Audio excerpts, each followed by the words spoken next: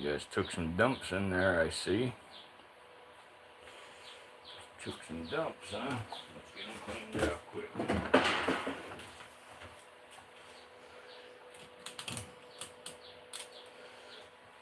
Nope, you bust. You fucking bitch.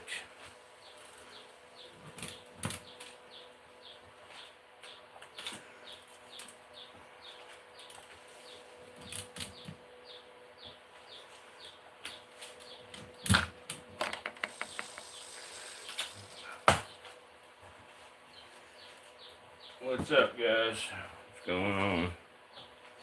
What's up, Miley? Yep, you made it first. Absolutely. Okay.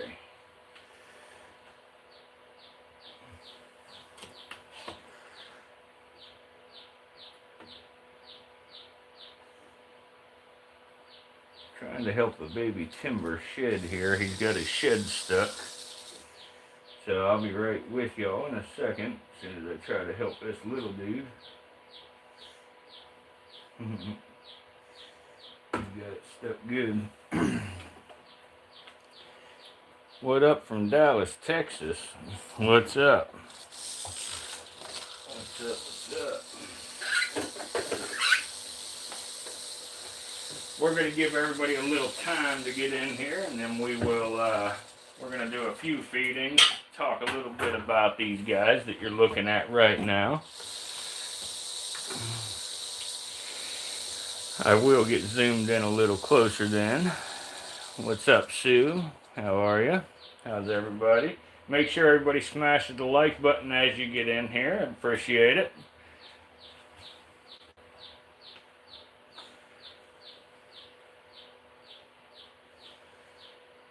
I got some rodents thawing out already to do some feedings here as soon as we get a few people in.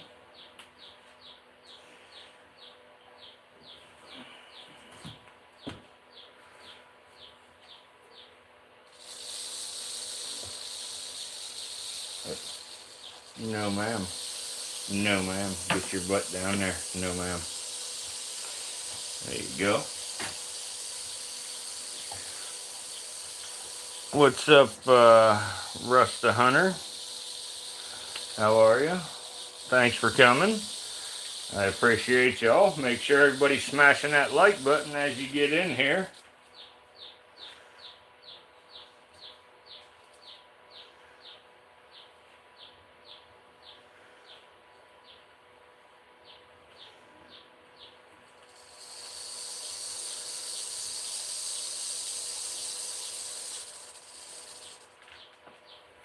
So anyway, y'all,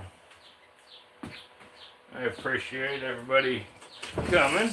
Like I say, we're going to do some feedings here in just a bit. Like I said, I give people some time to get in and everything before we actually start the feeding. But I got some rodents thawing out, so we're going to do some frozen thawed feedings, and we may do a couple live chick feedings. But anyway, for those of you that's been here before, you know how I do things. But for those of you who haven't, what I do is I come in, you know, we'll start off with a short prayer, and then we'll go on to talk about the animals that's in front of you. We'll do a little bit of feeding with these guys. We will get you a closer look on them, you know, we'll take questions, we'll, you know, answer anything, whatever. Just have general conversation and things like that. So if y'all don't mind, give me just a minute of silence in the chat while I say the prayer, and then we can commence with chatting and talking about these animals. Heavenly Father, we thank you for the beauty and diversity of the natural world. We thank you for the forests, we thank you for the mountains, and we thank you for every creature that moves upon the earth. Open our minds tonight to learn. Open them to understand and to replace fear with wisdom. Help us to see your design in even the most misunderstood of animals. And may we grow in respect for life and in stewardship for the world entrusted to us. And as always, please keep the pointy end of these animals as far from my body as possible while we learn about these creatures. Amen. Okay, guys, so we can commence with chatting now. I appreciate that. Thank you. Yes, sir, dysfunction. We're looking at a couple young.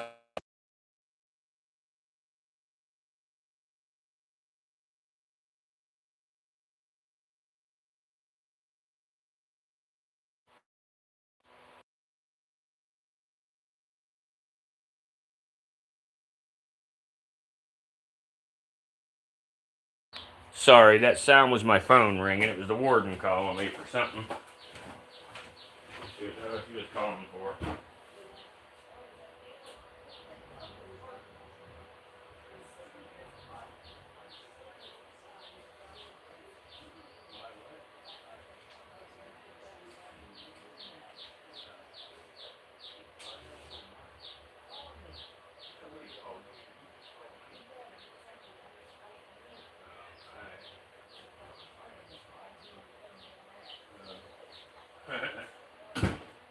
I love you.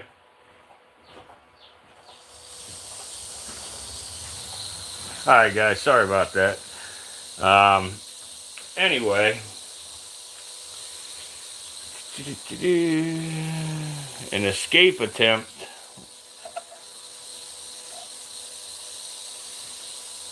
Fred Bean said tail. There's no sound? Is that what you're saying?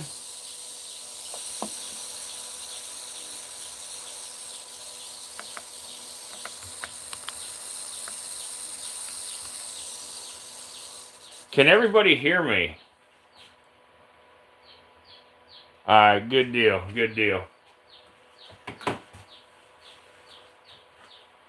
I hope everybody got to hear the prayer and everything.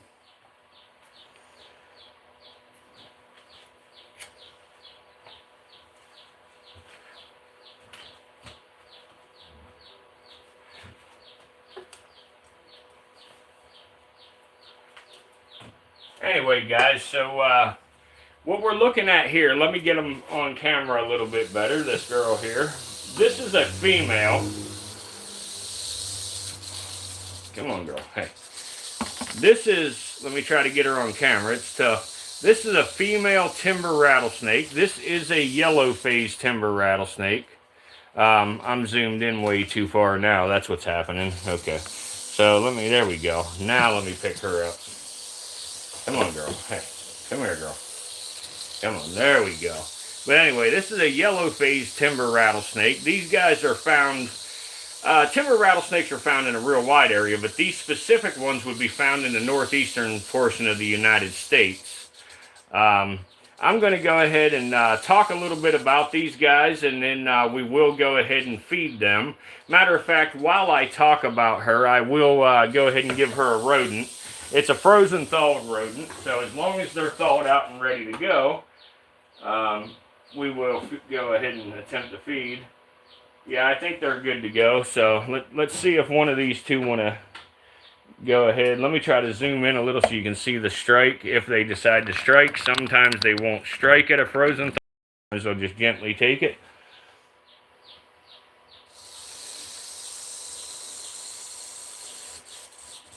Bam, there you go. So that first one struck. And actually what we're going to do is we're going to grab it and we're going to drag it all the way over here. We'll drag it all the way over to the furthest corner of the screen so you guys can watch as he comes out to get it, because that was the male that actually decided to strike. And then after that, we will get and feed the female then. So I'm going to leave. That's what I feel like he was doing. Unlike an unsub. Okay, Sunshine, I don't know what you're talking about, but okay. You didn't spell right. Okay, he's probably making fun of me because I was using text to talk. I haven't made fun of anybody. I apologize, whatever you're talking about. Zoom in on the tail. I did zoom in on the tail. Didn't know what you were talking about. But okay, if you want to unlike and unsub, that's fine. I don't know what you're talking about, really.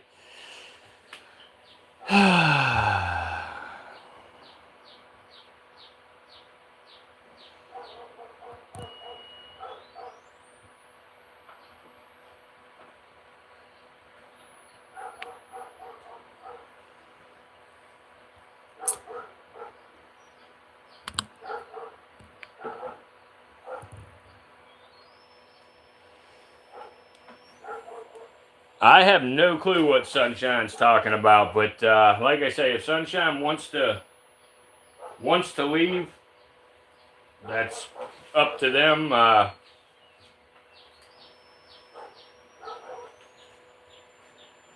anyway, guys, tonight I want to speak about a creature that has inspired fear, fascination, myth, and misunderstanding for centuries, and that's the yellow-faced timber rattlesnake.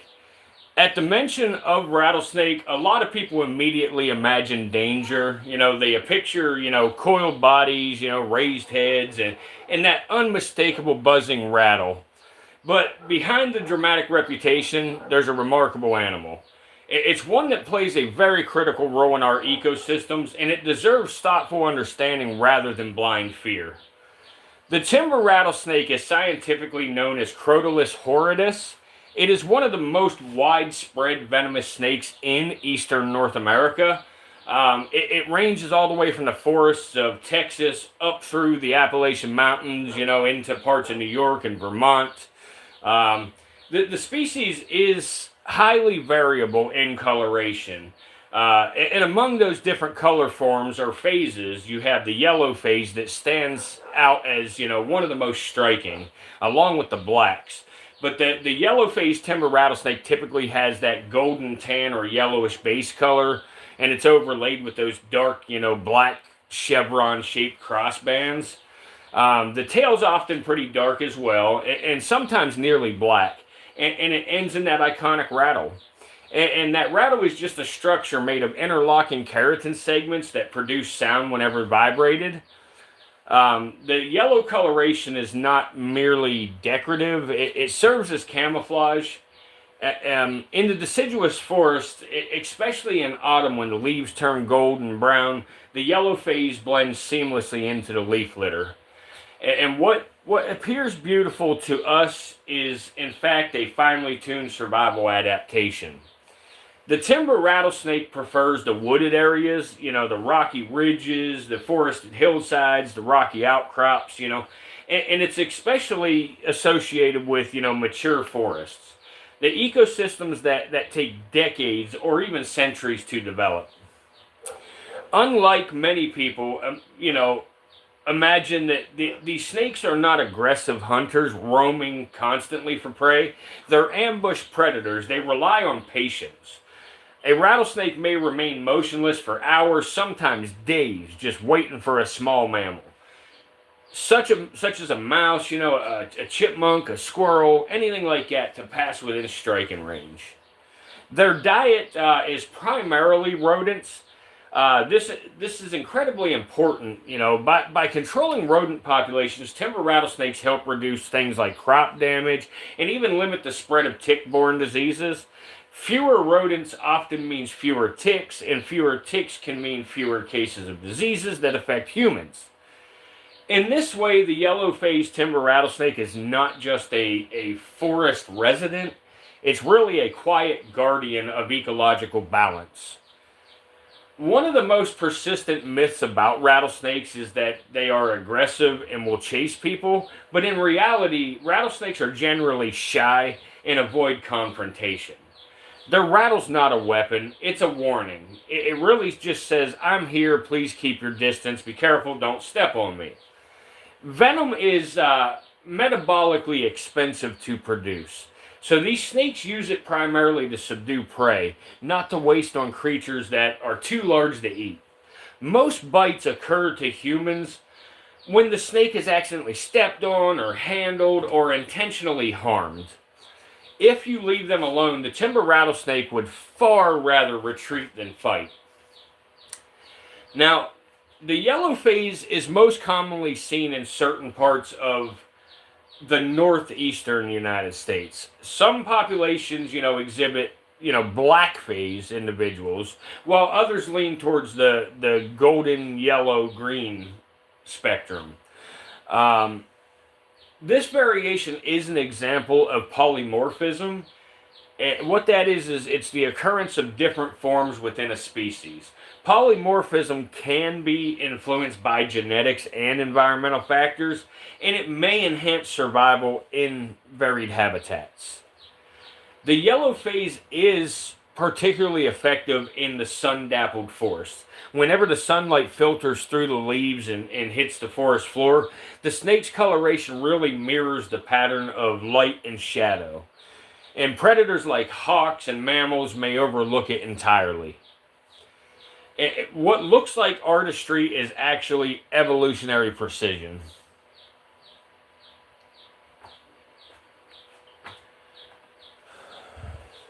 Timber rattlesnakes are long-lived reptiles. Some individuals live 20 to 30 years in the wild. And here, guys, I'm going to go ahead and try to go ahead and give the female hers too while she's peeking out there. So we will just take it. She may not strike. I may just have to lay it down for her. Here, I'll just lay it down and you'll see she'll just take it. For some reason, she's a very, very shy individual, you know. She doesn't like to strike. She just likes to gently take it and do her thing. But, guys, the timber rattlesnake, you know, reproduce very slowly. The females do not breed every year. In fact, they may reproduce only, you know, once every 3 to 5 years. And they give birth to live young. They don't lay eggs, you know. Usually they do this in late summer, you know. Usually the end of August, first couple of weeks of September. Because of this slow reproductive rate, the populations recover very slowly from losses. So whenever adult snakes are killed, you know, whatever, you know, through habitat destruction or persecution, it can take decades for populations to rebound if they ever do. And this really makes conservation efforts very critical with these animals. In several states, the timber rattlesnake is listed as threatened or endangered. Habitat fragmentation, you know, road mortality, illegal collection, and deliberate killing, you know, have reduced numbers in many areas. In some states like Massachusetts and New Hampshire and Pennsylvania, protective measures are in place to help, you know, preserve the remaining populations. Whenever forests are cleared for development, den sites often used by generations, you know, of snakes can be destroyed.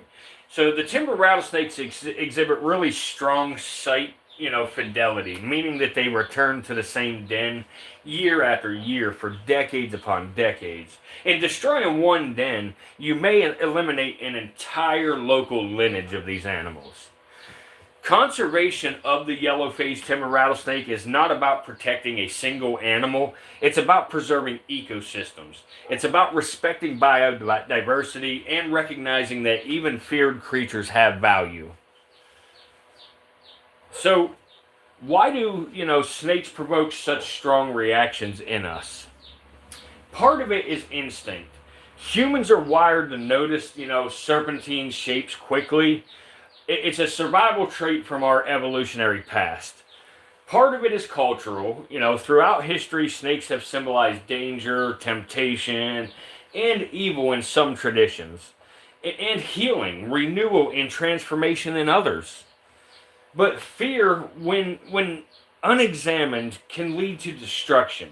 Understanding transforms fear into respect. And the yellow-faced timber rattlesnake does not seek confrontation. It seeks survival. It wants sunlight to warm its body, prey to sustain it, and shelter to overwinter. And in that sense, it is not so different from us. So I ask guys, you know, what can we learn from these remarkable reptiles? First is patience. You know, the ambush strategy of the timber rattlesnake is a lesson in stillness. You know, in a world obsessed with speed, there is power in waiting. And the second is boundaries. You know, the rattle is a clear, honest warning. It communicates without unnecessary aggression. There is wisdom in giving warning before striking. And third is balance. The snake plays its role in the ecosystem without excess. It takes what it needs and contributes to stability. And finally, coexistence. You know, humans and timber rattlesnakes have shared landscapes for centuries. With education, habitat preservation, and simple precautions, such as, watching where we step and respecting wildlife. Coexistence is entirely possible. So if you ever encounter a timber rattlesnake in the wild, remain calm. Don't approach it or attempt to handle it. Slowly back away, give it space, and alert others in the area. Most encounters end peacefully when distance is maintained. Killing snakes out of fear is not only, harmful to the ecosystems, in many states it is also illegal. Education is our most powerful tool, and that's what we try to do here at the Virtual Reptarium is education. Guys, if you don't mind, smash that thumbs up button for us while you're in here. It really helps get this out to more people. It helps bring people into the future streams. Tonight appears to be a rather slow night, but that's okay. We'll go ahead and feed a couple of animals. We'll probably run for about an hour here and talk about a couple of more. And depends, if we get more people in by that time, maybe we'll hang out a little longer. But as we conclude tonight, with this animal, I want to return to where we began, and that's gratitude. Gratitude for diversity, gratitude for complexity, and gratitude even for creatures that challenge our comfort. The yellow-faced timber rattlesnake is not merely a venomous reptile. It's a masterpiece of adaptation. It's a, regulator of ecosystems. It's a a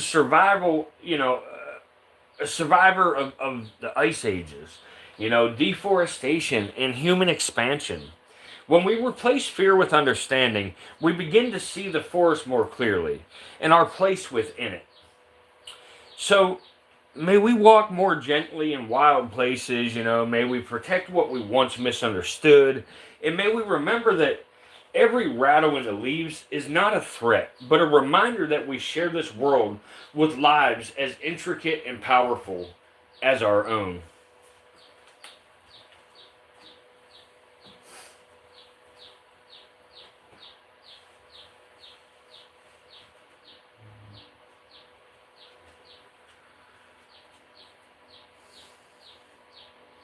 What's that, Jennings?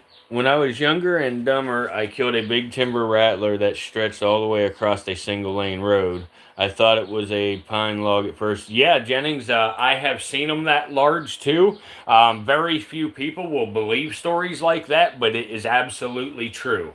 I have seen timber rattlesnakes that have stretched that far myself. Hey, welcome back, Jay. Glad you're here again. Dysfunctional, all of you. It's your birthday, Dysfunction. Well, happy birthday. Whoever sent me the gifts, thank you for that. I appreciate it very much. I didn't see that when it came through. I apologize.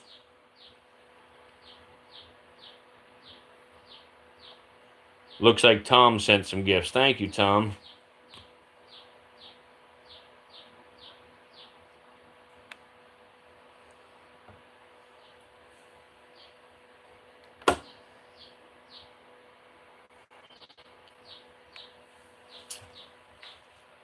But guys, if you have any questions or anything, you want to talk about, I'm able to answer some questions here.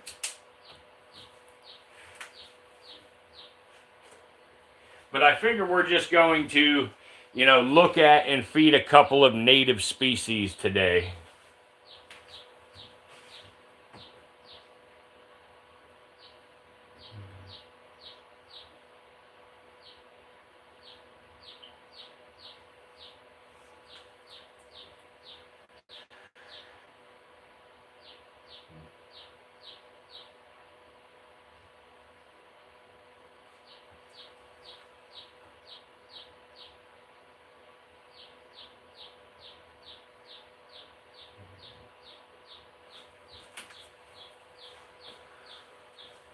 Everyone wants a marshmallow.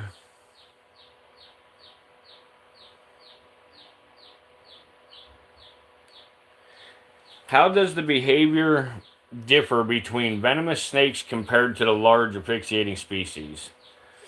Well, a lot of them actually, have very similar behaviors. As far as pit vipers go, when it comes to pit vipers and, a lot of the the big constrictor species, you know, are, you know, both ambush predators and stuff, so they'll lie in wait for long periods of time. So they're pretty similar. Now, when you get into, you know, some elapids like you know, cobras, mambas, coral snakes, things like that, a lot of those animals, you know, actually actively hunt their prey versus, you know, lying in wait. Thanks, Lab Lane.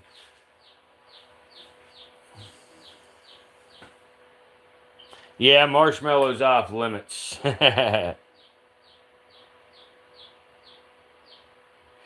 Yeah, exactly. Dysfunction. You know, stuff like coach whips and no, dude, no, dude, no, no, no, no, no. She's eating. Leave her alone. But coach whips, you know, rat snakes, things like that. They will actively seek their food as well. That's absolutely correct. Do you like Gila monsters? Yes, I love Gila monsters. Absolutely.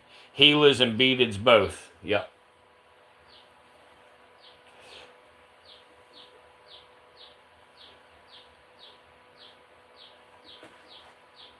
I don't know a lot about them, but I do like them.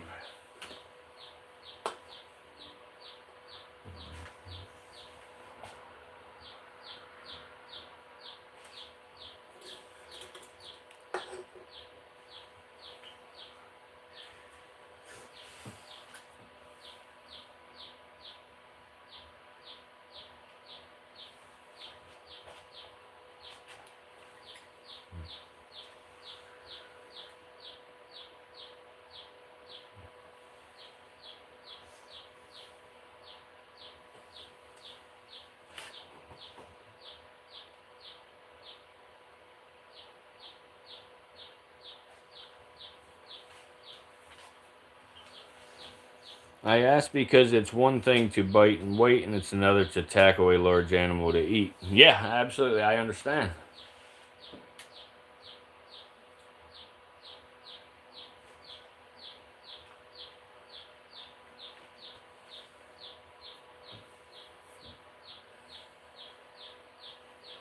Yeah, you do hear some chicks. They're still left over from the other, you know, about a week ago. Some people really don't like that feeding, so I'm not going to feed chicks live. But if there's anybody here that hasn't hit the like button yet, please smash that like button for us. An associate of yours has a ball python and it's flat now instead of round. Any ideas of what that would be? Well, if it looks sort of like a triangle type shape, you know, then it's probably needing to eat. You know, it needs more food. Now, if it's kind of flattening itself out in its cage, it might be cold. It may have to turn the heat up, you know, some, or unless they ran it over, like Dysfunction just said.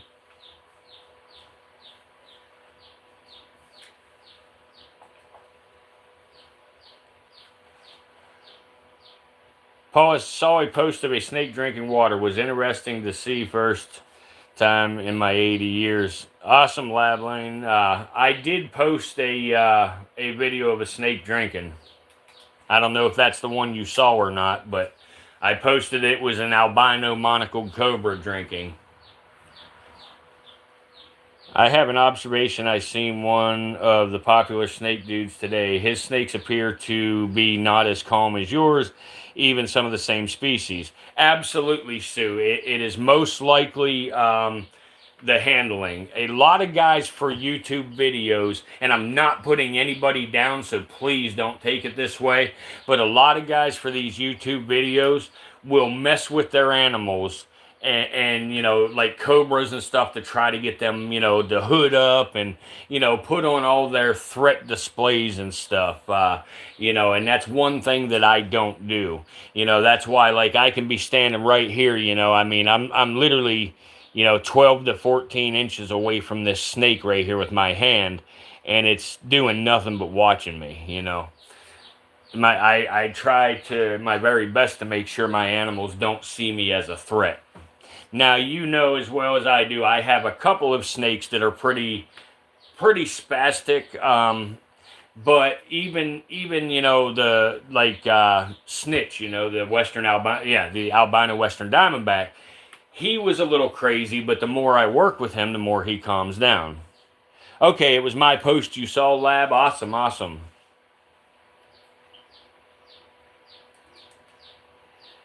Yeah, he may have been, Sue.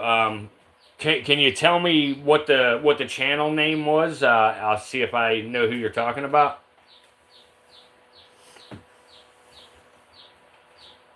Yeah, I do have a couple of spazzes. That's right. All right, so now this next snake, we're not going to feed it because I just fed it last night, but I do want to show it because we are showing native species. So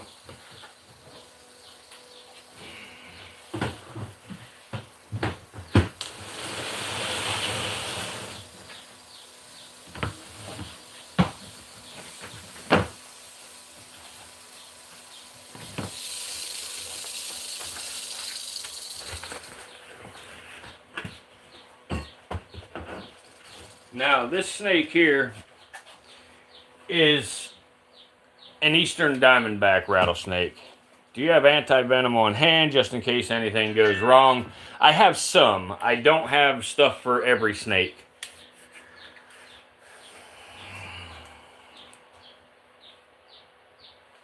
Oh yeah, yeah, absolutely. I know that handler, and yes, he is one of the show handlers. Absolutely, absolutely.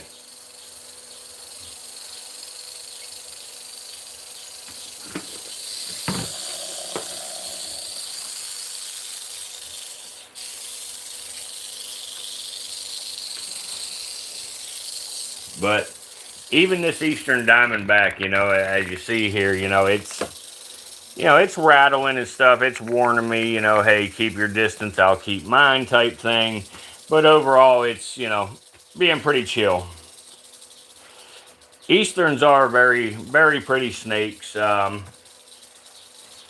here's something that I can show you that a lot of guys will not show you when a lot of handlers make an error with their animals, they mess up. They don't want to show you that they messed up, but I'm going to show you that I've made a mistake here. Let me lay this down so I have something to lay it on. And look, right here, guys, because I know there's other people who have had snakes and they see this and they wonder if it's normal. And I'll tell you, it is kind of normal. But at the same time, let me see if I can get some picked up here at least. I don't know if I can. I'm trying. There we go. But right here. Alright. Now let me move the camera into place so you can see.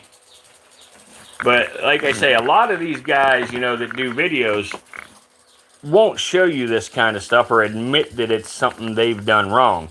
But this is some urates from this animal right here.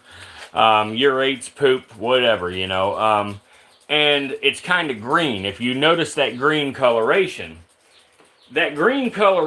indicates to me that I don't have my temperatures quite high enough in this animal's enclosure. I know that most of y'all ain't here to look at snake poop, but I think it's important to point out certain things, regardless, because, some people get, pet snakes or pet animal, pet reptiles, and they go on YouTube looking for information, when something goes wrong or when something don't look right to them, whatever. So they're looking for answers. And, so yeah, right here, when you see that green, that would be something somebody would come on, onto YouTube looking to find answers about, And a lot of guys, would just overlook that and act like, oh, that's completely normal, blah, blah, blah, and whatever. But it's not. It's not normal. Now certain colors of green, if it was mucus and green, it would definitely, be something else, maybe a viral issue, you know, or something like that. But, you know, with that there being in the dry urates, it is 100%, you know, too cold. Again, I don't know how to answer your question that deep, Jay. I don't know why when it's too cold it gets green like that, but it does. So it's just, I don't know. I'm sorry. I wish I had more of an answer, but I know when it's green like that in the urates, you know, you're a little too cold in your enclosure. And actually, to show you what healthy poop and urate should look like, I picked this out of the timbers cages before we started, and I laid it on the floor because I didn't have nowhere else to put it. But this is what healthy snake poop and urates look like right here. The urates are very white looking, you know, maybe a little yellowish, and then the poop is just like that.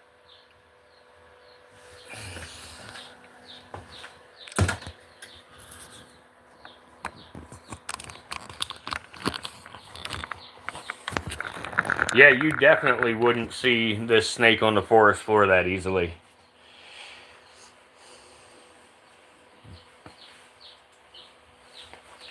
Dysfunction said it had a salad. Black licorice does the same thing. Mm-hmm.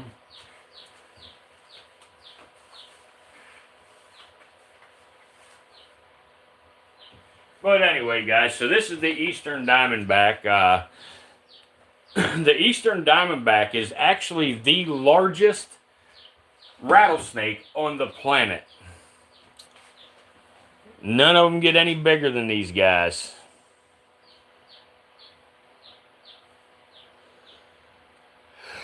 That's kind of, excuse me, that's kind of interesting, you know. But, yeah, so anyway, I'm going to close this guy up now. Again, this is the Eastern Diamondback, Crocodile adamansus. Can they control how fast they rattle? Yes, absolutely. There is a muscle in their tail that is actually called the tail shaking muscle. Very scientific. But anyway, when they move that, they can move that thing so fast as to, you know, click that rattle as much as 60 times per second.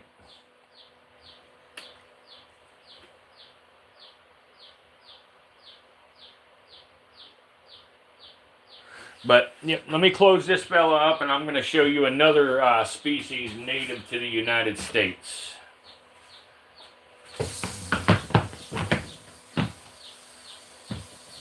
Let's see here.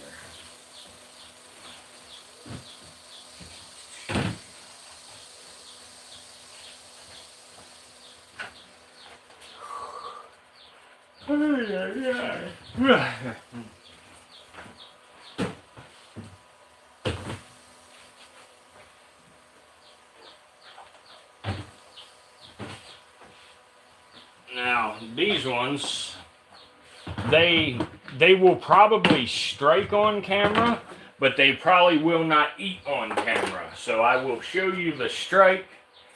Excuse me. But I will show you the strike, but I don't know that they're going to actually eat on camera.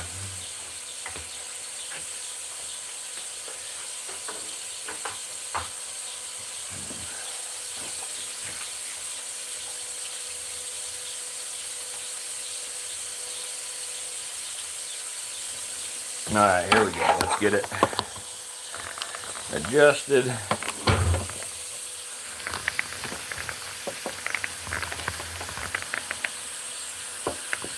Alright guys, so this one is the Western Diamondback rattlesnake.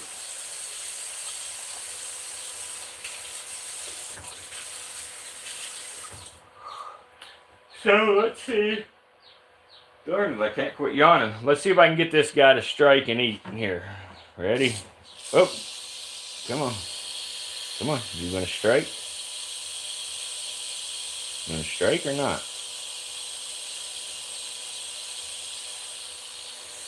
I don't know if you guys can see this other one coming out here from the side. I have two in this enclosure. There we go. One of them just tagged it, but there's actually two. There you go. You can see its head a little right there. But I'm going to sit the rodent down right there and see if this snake wants to eat it from there or not.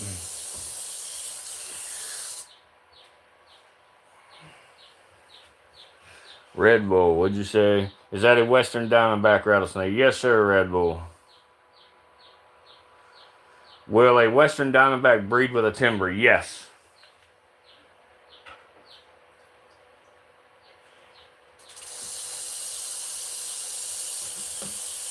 There we go.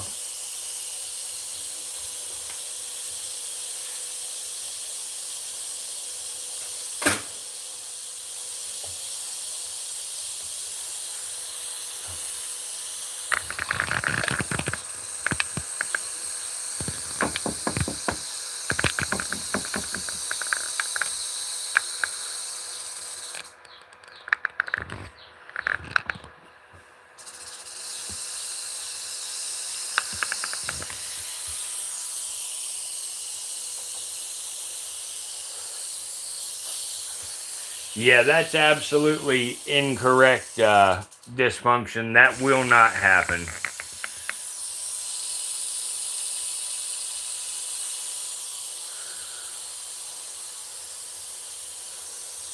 Absolutely, Lab Lane. Yes, I do agree with the eradication of the boas in Florida and the Burmese pythons. Absolutely, 100%. They are an invasive species, and with them there, it really throws their ecosystems out of whack down there in the Everglades, so it's absolutely necessary.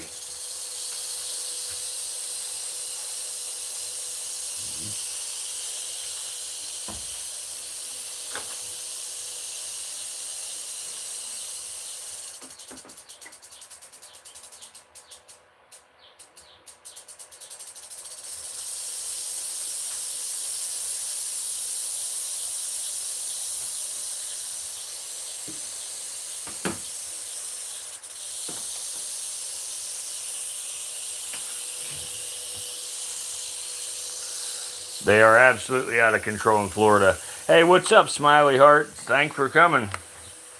And Kyle and Red Bull. Yep, exactly, Doug. I found my king cobra in North Asia. Okay, awesome.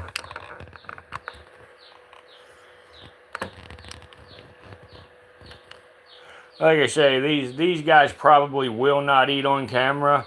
I actually purchased an animal off of a guy, another snake, and because I purchased the other snake from him, he actually sent these two. When he shipped the other one, he shipped these two to me for free, and I didn't know I was getting them.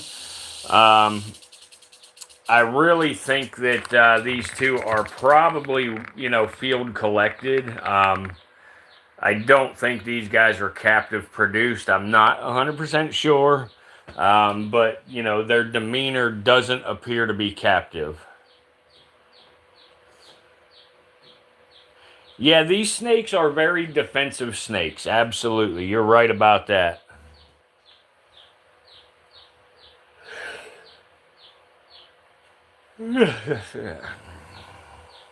But anyway, so I'm going to close these ones up, and I've got another one, another native species to show. Actually, two more. The next one that I'm going to show actually is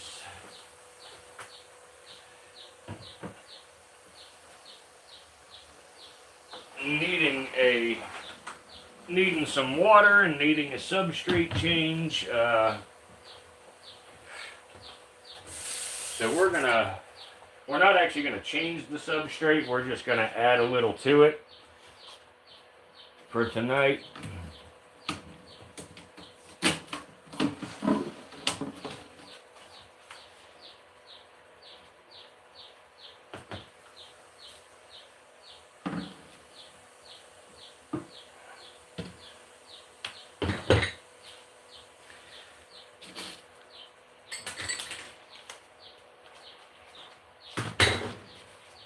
Okay.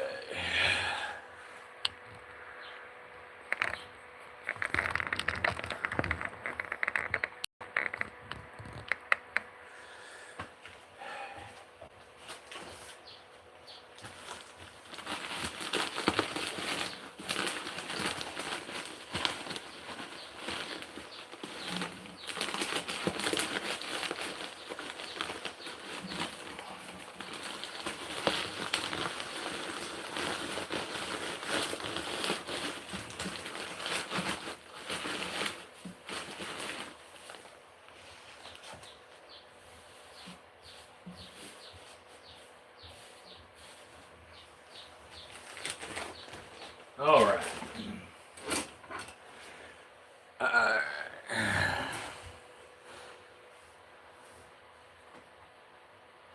Awesome, Red Bull, awesome. Alright guys, so this one's going to be a live feeding. I want everybody aware that it is going to be a live feeding on this one.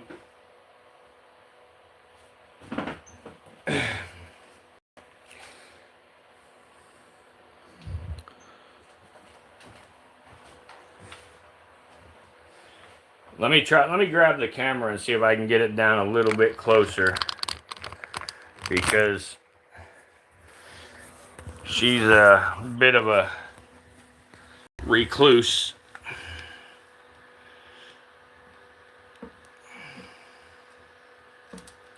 Boom, she bit that thing quickly,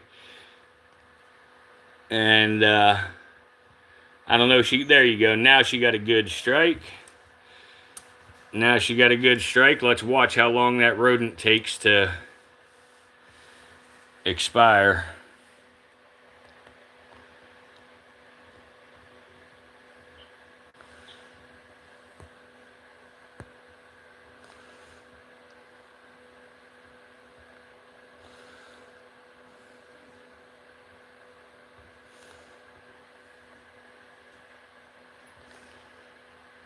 I'm not sure. She must have just got a one fang bite on that thing.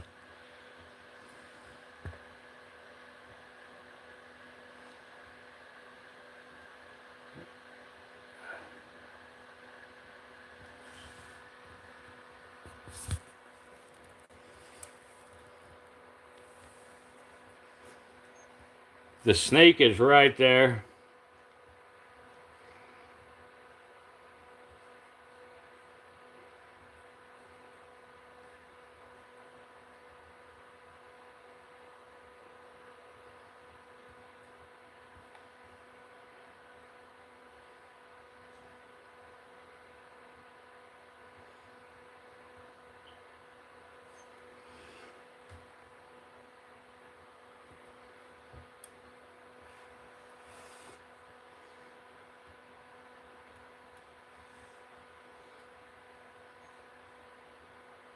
There we go. It's just about, yeah, right there. So now I'm gonna put the camera up and step back and watch, because she'll come out and track that mouse down now, and y'all will get to actually see, you know, how they hunt the thing down after the bite. This is another western diamondback rattlesnake, just like what we were just looking at. The only difference is this one is a tangerine albino.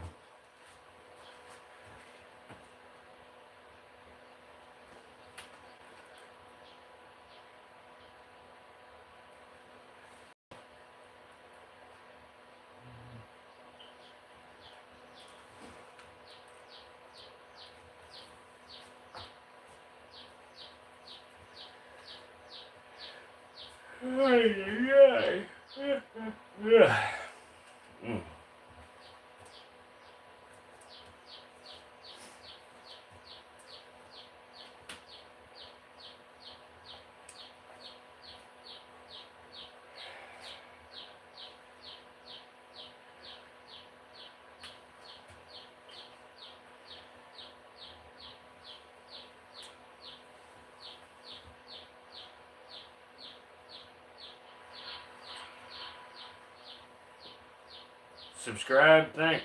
Thank you, thank you. We go live every night at 9:30 p.m. Eastern Time. I don't know why it's so slow tonight. We've been getting quite a bit more viewers and people in than this, but tonight's a little slow.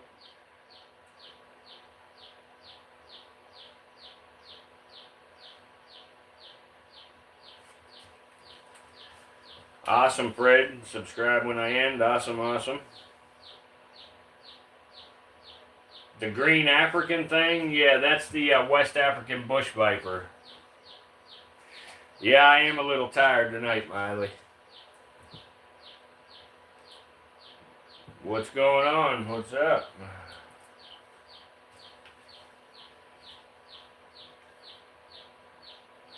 I'm not being... banks and schools closed today. Oh, okay, it's President's Day. Yeah, maybe that's got something to do with it.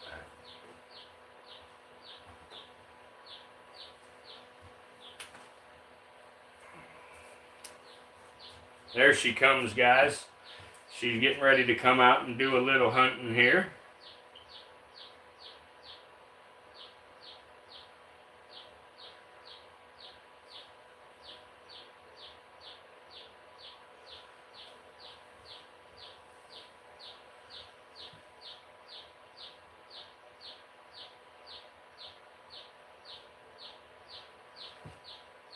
I can't believe that mouse is still moving, actually. That's amazing to me.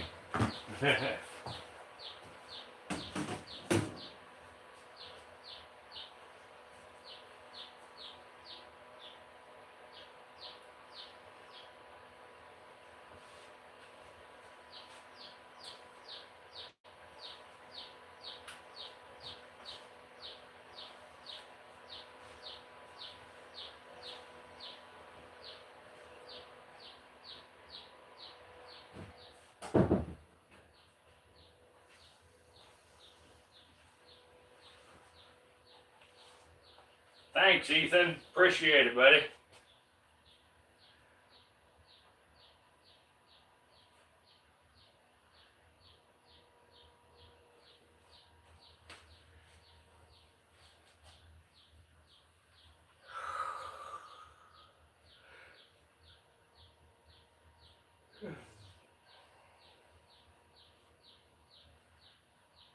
Check out my video of me feeding my gaboon. But I absolutely will, Red Bull. Absolutely.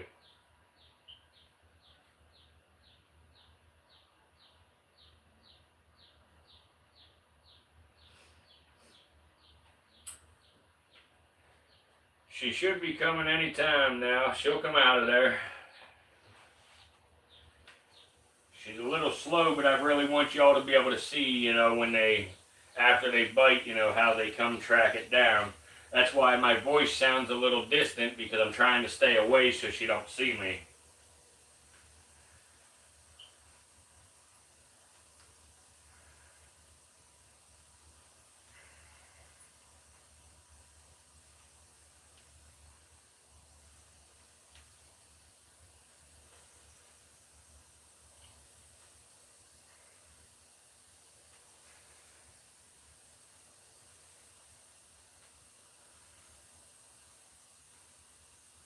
Did you have another snake?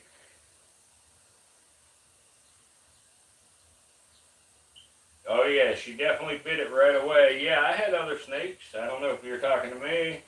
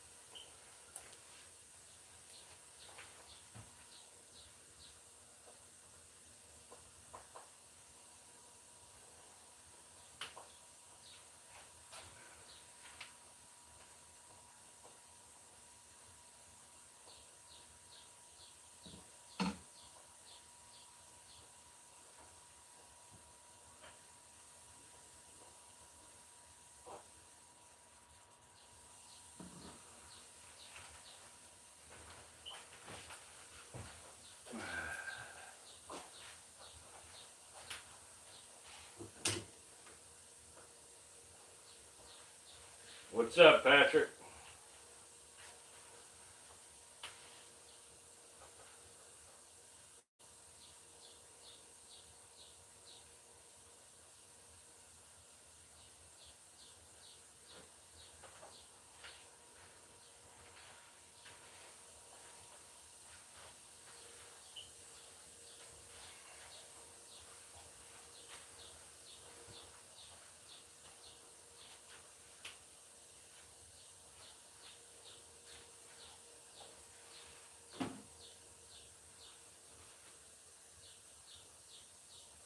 Maybe you know polos? Nah, it don't sound familiar.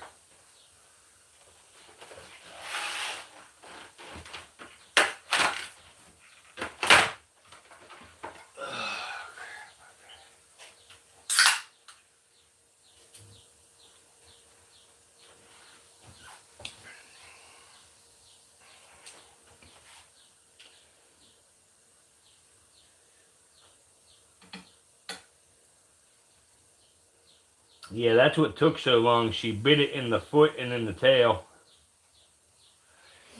I'm going to lay it right there in front of her. That way she eats it and we don't waste it.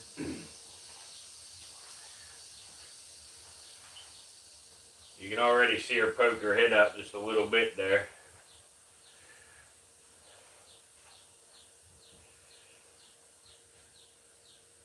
Awesome.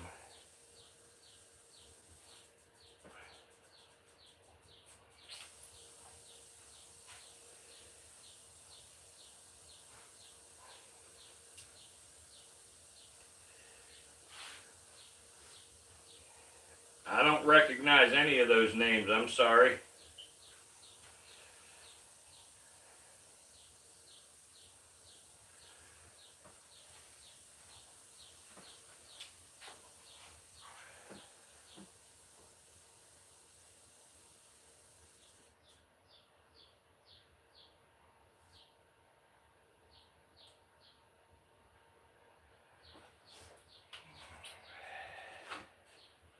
Yeah. She's going to come out and get it here. I mean, I know for sure she'll come out and get it. She's always been a little bit shy.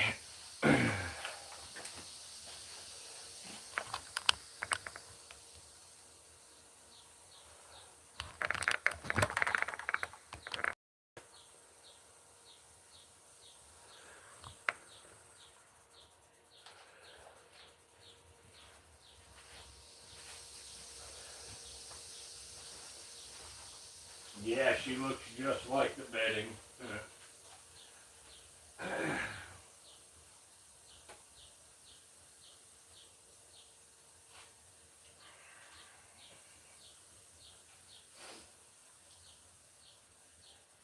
Yeah, I'm not familiar with them. I'm going to have to do a little research on them. What do you got over there, like the European adder and stuff? Hey guys, if there's anybody here that hasn't hit the like button yet, please smash that like button for us. Try to get us up to 50 likes tonight, please. It really helps bring more people into the stream. It helps bring people into future streams. It helps us out tremendously.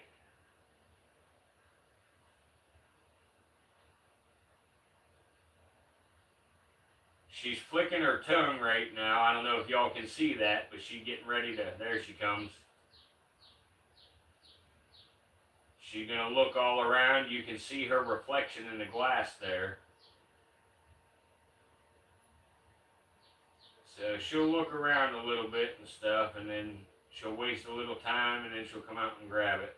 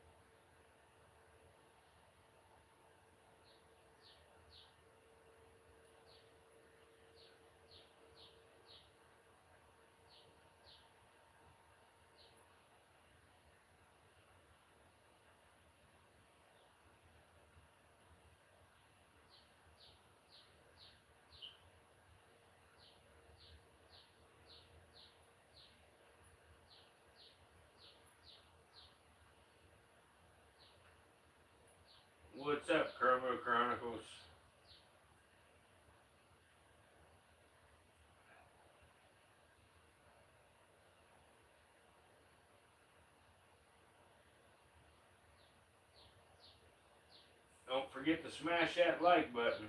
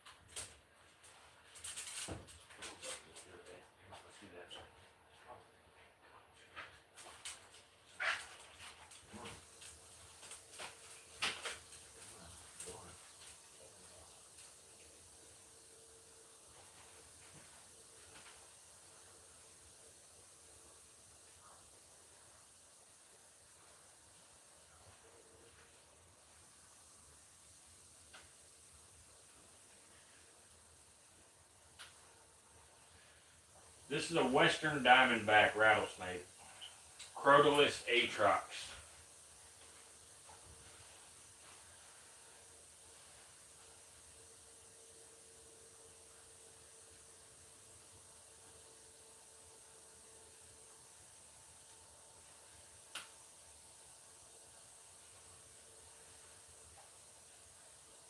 Yeah, she's messing around a little bit.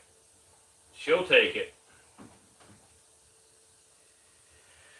I'll probably move on to another one here though. Let me get something out and thaw it out real quick. I got, actually, you know what, yeah.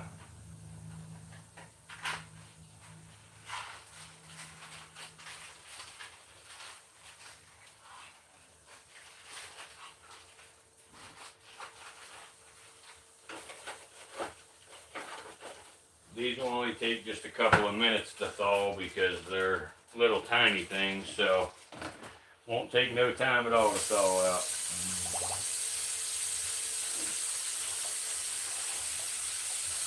She being a little stubborn. Let me see.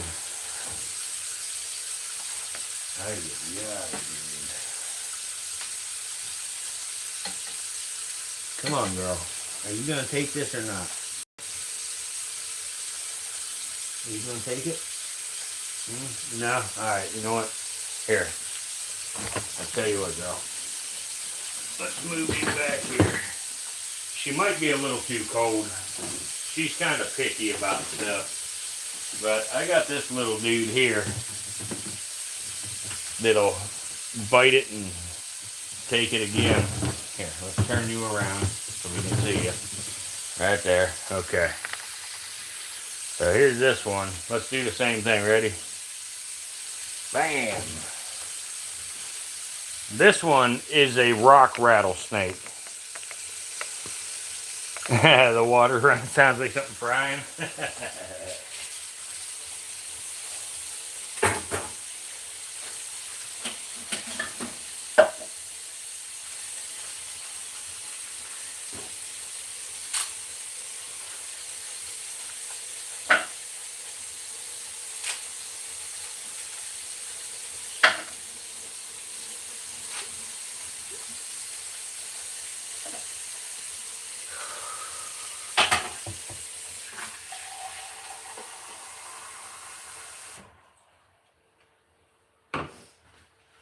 Wonder where that new girl is, Bits, that came in last night.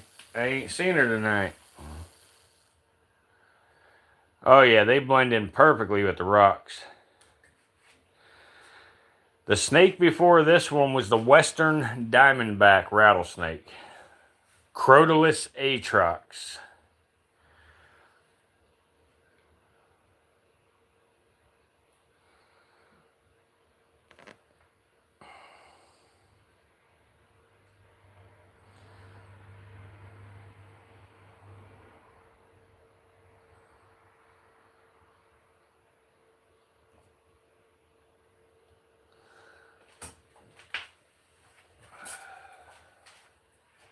And then after this one's done eating, we'll feed a couple of more here. A couple more small ones, small rattlesnakes probably. I actually have one large one left to feed too. So we'll do that too, but the way he usually is he'll usually strike it, but then he don't like to eat on camera, but we're going to give it a try any damn way.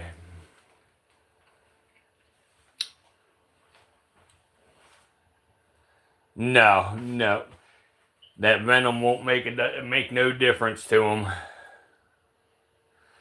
Years ago, when I very first got into keeping venomous snakes, if a snake bit the mouse and refused to eat it, I used to throw the mouse away because there wasn't much information on it, you know, so I didn't know whether it was okay or not.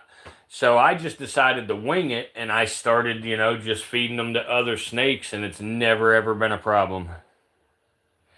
It really doesn't matter because, like, even you and I, we could drink an entire glass of snake venom, and as long as we have no cuts or anything in our mouth, you know, or an ulcer, any way for it to get into our bloodstream, it wouldn't hurt us even a little bit.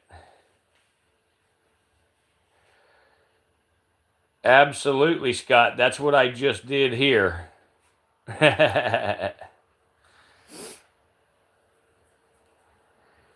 Guys, make sure you have smashed that like button. If you haven't smashed the like button yet, please hit that like button for us. Tonight's stream ain't doing that great. It would really help out if y'all hit that like button.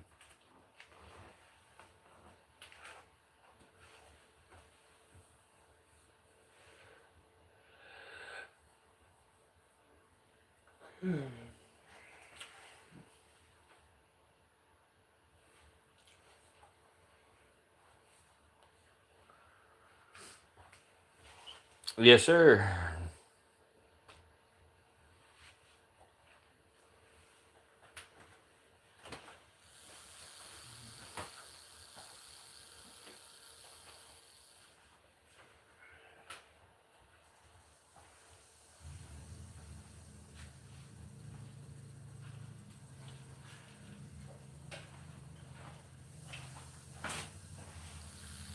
The stream not going so well is probably partially my fault. I did not, you know, schedule the live last night like I should have for tonight.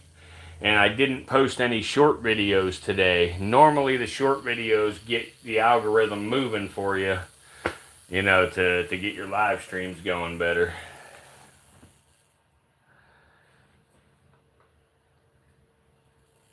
Yeah, it is amazing.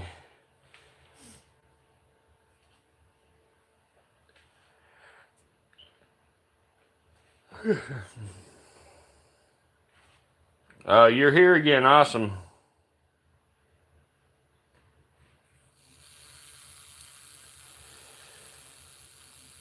I got you.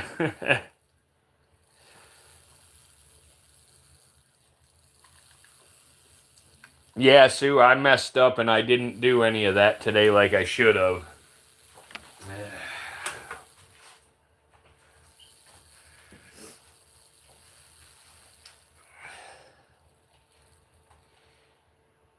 There you go, guys. You can almost see the green iridescence on this snake at the angle it's at right now. It's a really cool, you know, like opal kind of look to it.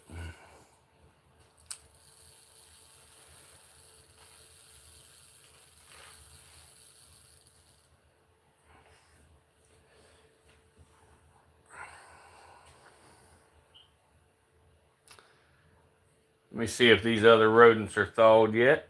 If so, we can try to feed another one here.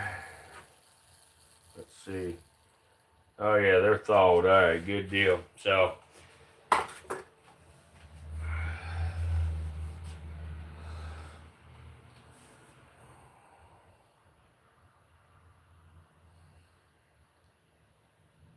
greenish blue, yeah, yep.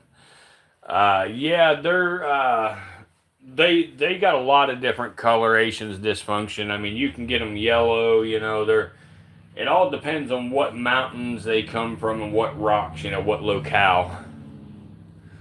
What, if any, kind of exercise do snakes get or need? Very, very little. Snakes really, like to sit and wait, especially, pit vipers and constrictors. Um, so, yeah, very little exercise.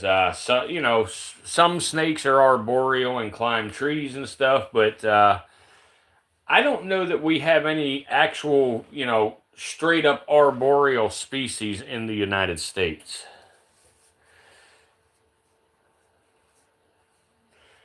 And I don't think they really need much exercise.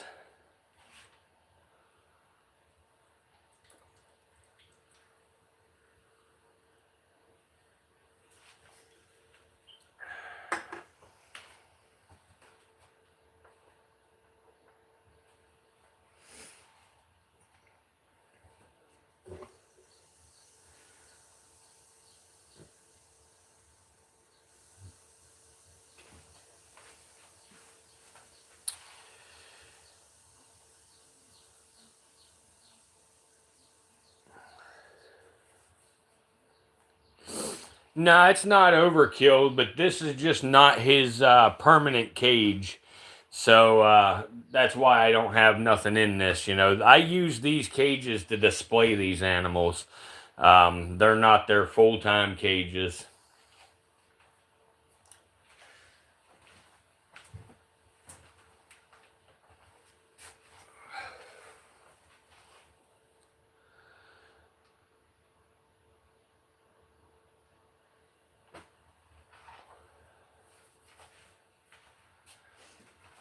All right, so let's go ahead and feed another one.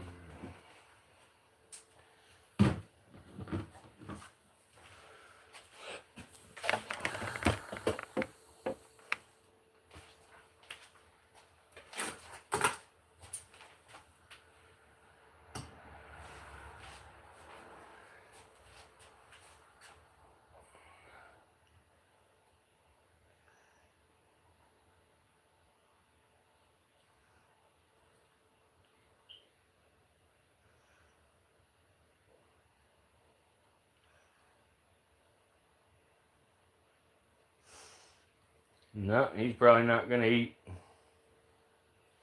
Now, this guy just ate the other day, so I doubt he's gonna.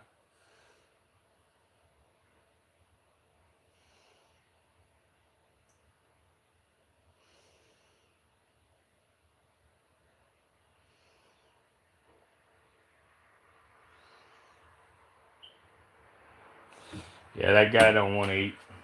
Let's see if she wants to do it yet.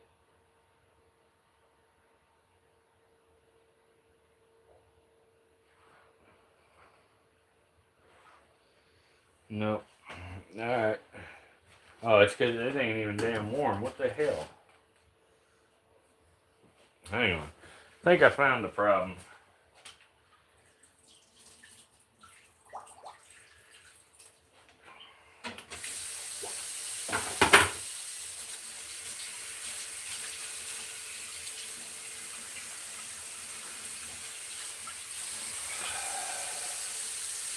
Alright, let me grab another. I'm going to grab 2 different snakes that I know will eat this stuff.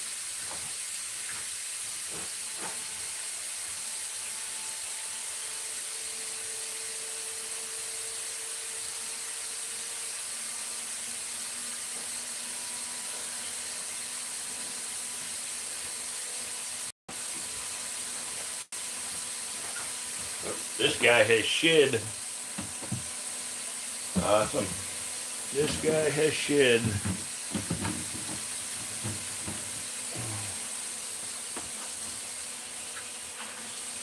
Why the fuck is this not that hot? What is going on?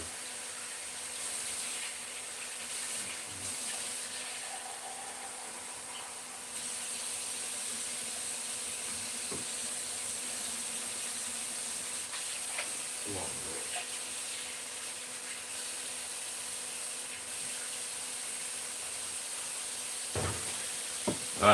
Where's my tongs at? Right there they are. This little snake here should eat. Come here. Hey, come here. Whoop, whoop. What you doing, dude? Dude? You ready to eat? Are you ready to eat? Are you ready to eat, Bubba? Here. Here, Bubba. You ready to eat? Come on. Ready? Are you ready? Come on. Here. You ready? Come on. Come on, jerk. Oh. Hey. Woohoo. Ready? Set. Come on. Ha, there you go. Ha, nope, you spit it out. What a jerk. Ready? Come on. Ready? Catch your tail. Ha. Come on. Ready? Ha, there you go. Ha.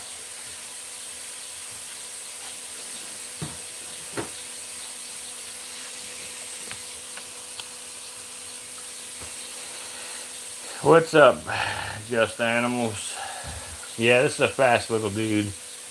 Yeah, let me shut that faucet off. I'm just warming up a rodent. There we go.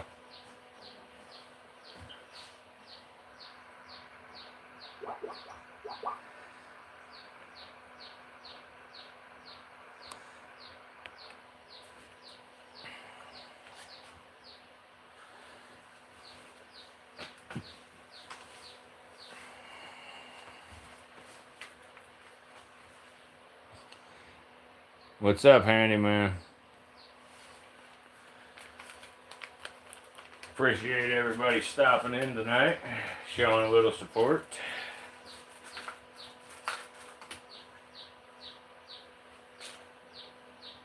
This little dude will take a long time to eat. Alright, let's try this again with this guy over here while we're letting that one eat. Let's see if he'll bite one now that I warmed it up more. Here, Bub. Here, Bub. Here.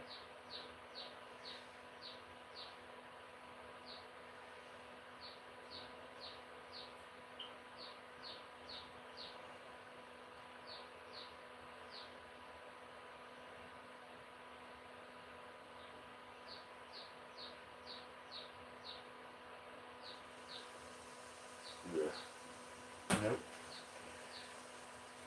Oh, of course you spit it out because you're a dick. Huh. Yeah, you spit it out because you're a dick. One more try and then I'm done with you too. We'll go get the cobras. Because they'll eat anything. They don't play these games. They don't play games like this. They don't play with their food. They just eat. Because they're not little jerks. Come on. Get your butt up here. Come on.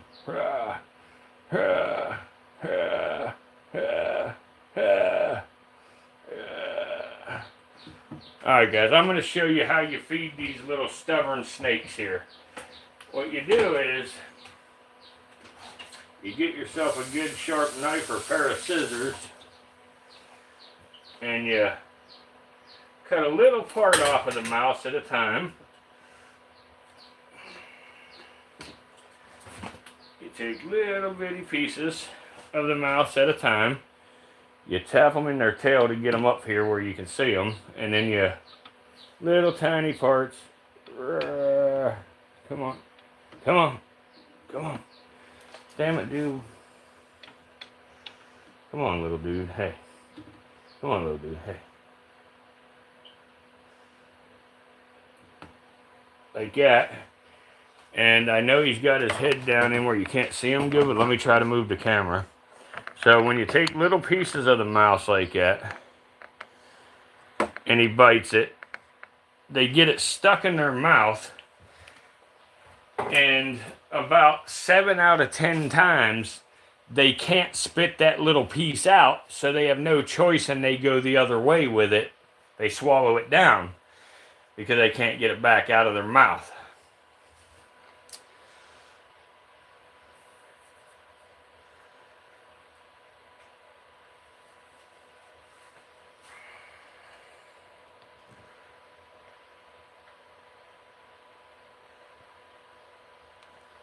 Oh no, no, it's not just his googly eyes, Sue.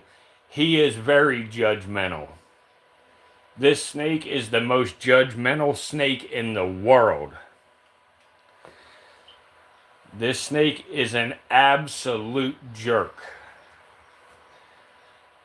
Every single time that I tell you guys, snakes are never aggressive, just defensive, I am lying, because this snake is a mean little bastard.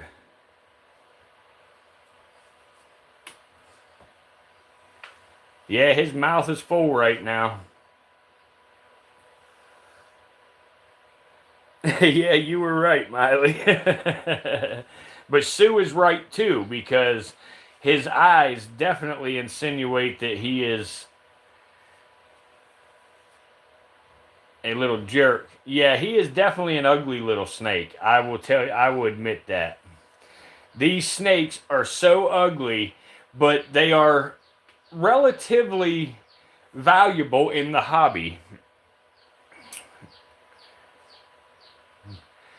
And they are a nightmare to get eating as babies.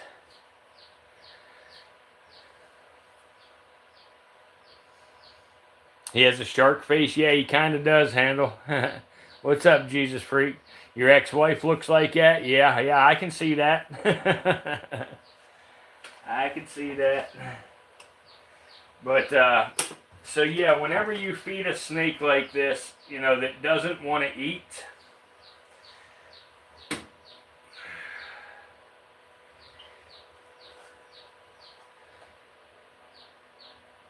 are you ready to take the rest of it yet? You want the rest yet? Come on. Come on, you want the rest yet? No, he don't want the rest yet.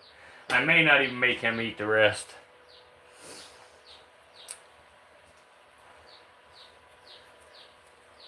If the great white was a snake, yeah.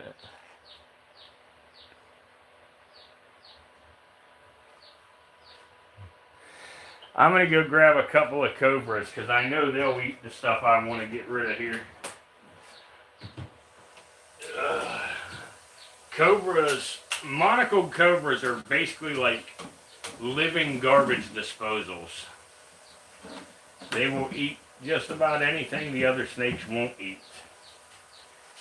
Ain't that right, Google? Ain't that right, Google?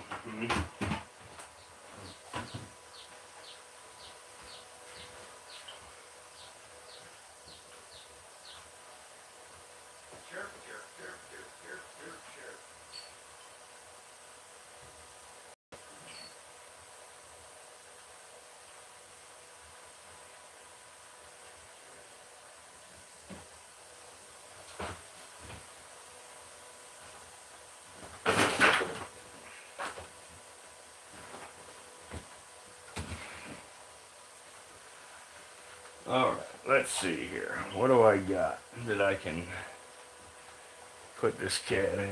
Let's see here.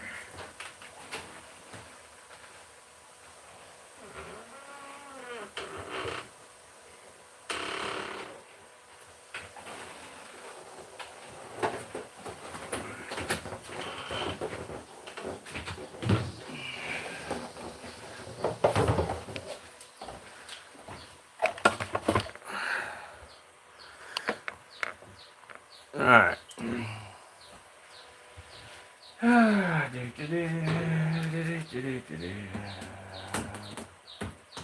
Where you at, dude? Where you at, dude? Huh? Did you escape? Oh no. Oh no. Whoa, shit. Come on, you jerk. You scared me that time. You scared me that time, you jerk. Sheesh. Yeah, you're being a spaz. You're being a freaking spaz. Here, look. Look, let me zoom in so we can see you. Come here, Bubba. No, I don't want to stop. Here. Here, Bubba. Hey, hey, hey, hey, hey, hey. Hey, spaz. Hey. Hey, spaz. Hey, hey, hey, hey. Hey. Hey, Sir Hissington. Hey. Sir Hissington. Hey, look.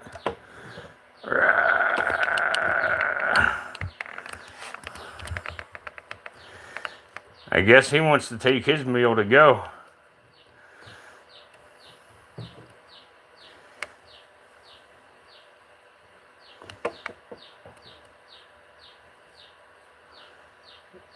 That's right. Trimerosaurus purpuromaculatus. It's actually purpuromaculatus. Sue has spelled it correctly. But it's easier to say Trimerosaurus purpuromaculatus. You're not taking your meal to go, dude. Just eat it. No, sir. He does look very small in there, doesn't he? Look at him. He's trying hard to take his meal with him.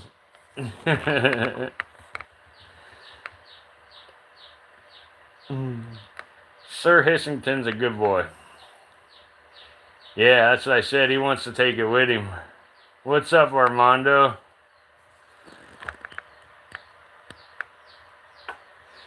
It's the same. The potent's no more or no less, or the venom is no more or no less potent at this age. They are just as dangerous both ages.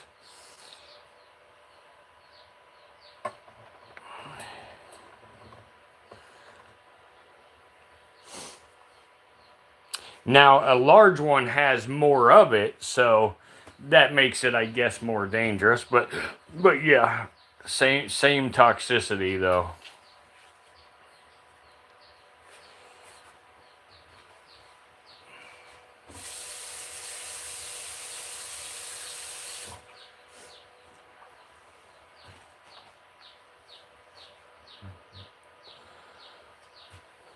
Green? Who said green?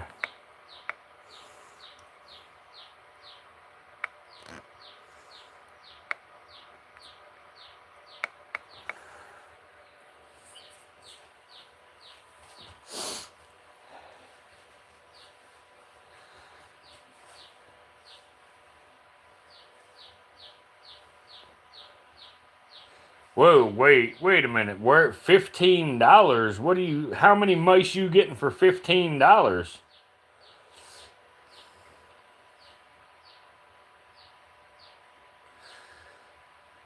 I mean, you can order them on Rodent Pro for about $2 to $2.50 a mouse. You know, for a small to medium mouse.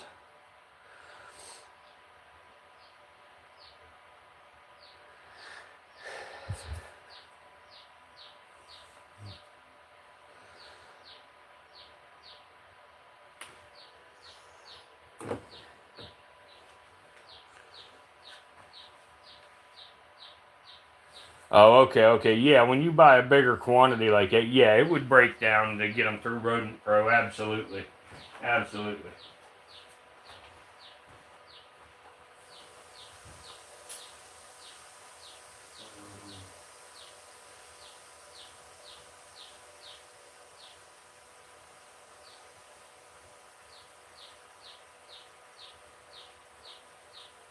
Myself, I am my mice connection for myself.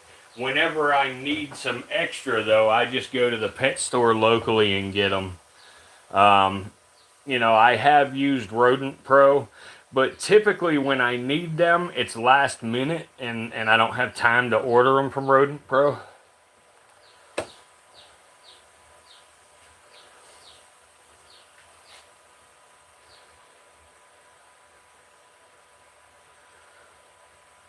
Yeah. I do right now, Scott, but not typically. My snakes have their own building, but I have about 46 of them or so with me where I'm staying right now.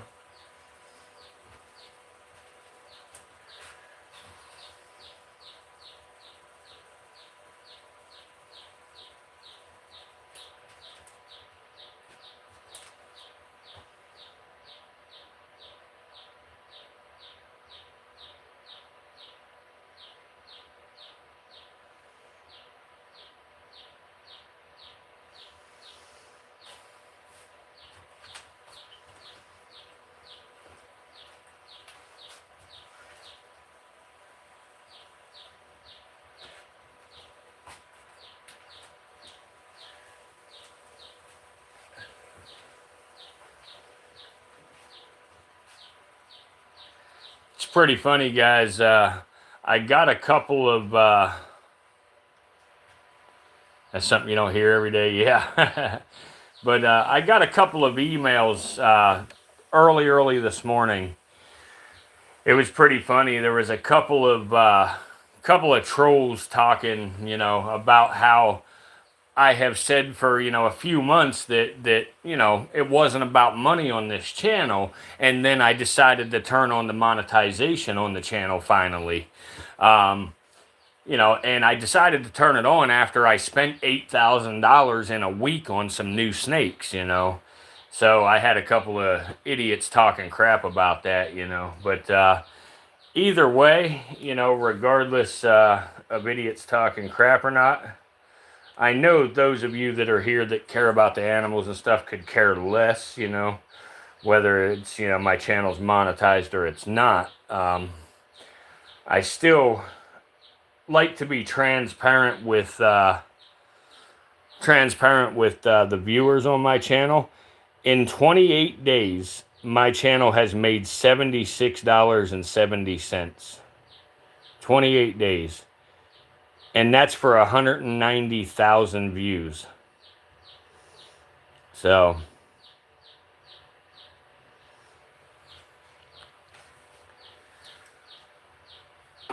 you don't make much money on YouTube directly through ad revenue and stuff. There's not a lot of money unless you're getting, hundreds of thousands of views like like some other bigger channels and stuff. So yeah. Now, mind you, those that were saying that stuff have YouTube channels that got 20 subscribers and stuff, so that's...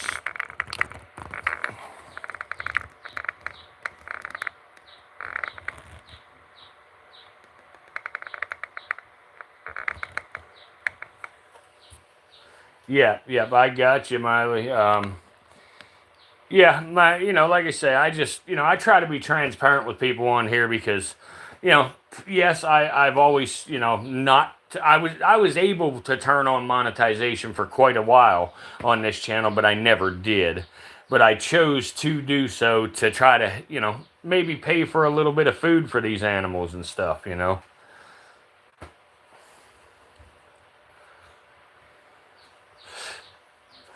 Oh, absolutely. Just animals. I don't come on here and beg for donations, and any time that I have said about donations, I have offered something in return. Like, if somebody wants to feed a specific snake, they can donate, $4 or $5 to cover the cost of the rodent, and then choose what family of snake they want to feed it to, or something like that. I've never got on here and whined, oh, I'm homeless, I'm broke, send me money, you know what I mean? That's not my style. That's not what it's about, It's more about the education and stuff like that with these animals.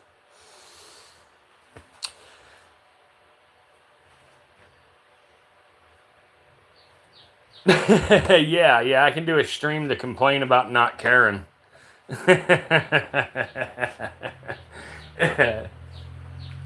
Let me find my hook and put this dude away. I'll pull out one more and feed him. And then I got another rattlesnake I figured I'll try to throw one to or something here. Nah, actually, I'm not going to try to feed the other rattlesnake. I'm just going to do this last cobra and call it. Sir Hissington. Hey, Sir Hissington. Hey, Bubba. Hey, what are you doing? What are you doing, dude? What is going on, Bubba? What you got planned?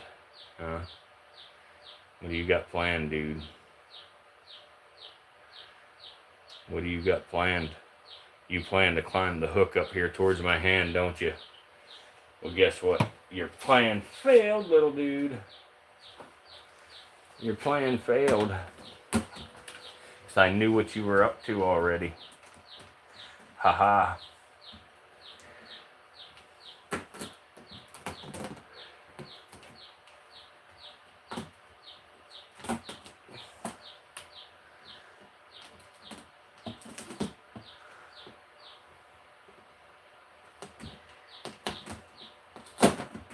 Woohoo! You're a crazy little fucker. Woohoo! Crazy, crazy, crazy, crazy boy. Hey, crazy boy. Hey, crazy boy. Crazy boy. Hey, come here. Come here, psycho. Hey. Hey, psycho. You want to eat something or not? Or you want to act like a nut? Come here, psycho. Hey. Hey. Whoop. Hey, what are you doing? What are you doing besides wrecking shit? Come on, man. Come on, man. Hey, hey, hey, hey, hey, hey, hey, hey, hey. Hey, hey, hey, hey, hey, hey, hey, hey. Casper's gonna shit again because he's growing like a freaking weed. Get your butt in there, boy. Woohoo! Psycho cobra. Psycho cobra.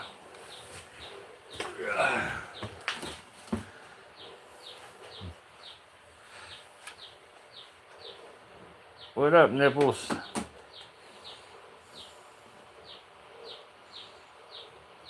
You wouldn't be able to sleep, what?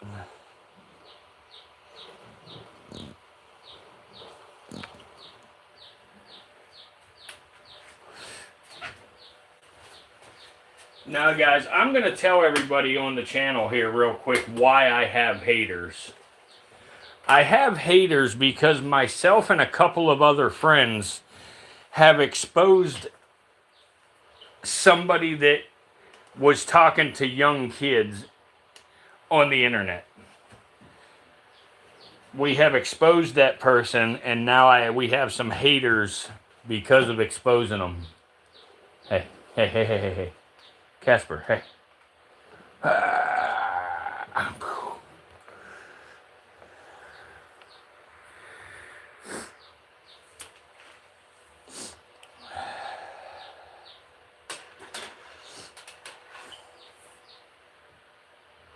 Thank you, Nipples. Appreciate it. There's actually... That's potentially what's going on with the stream being so slack tonight. They have probably reported my channel for stupid stuff. He is a pretty one, Zombula. Thank you.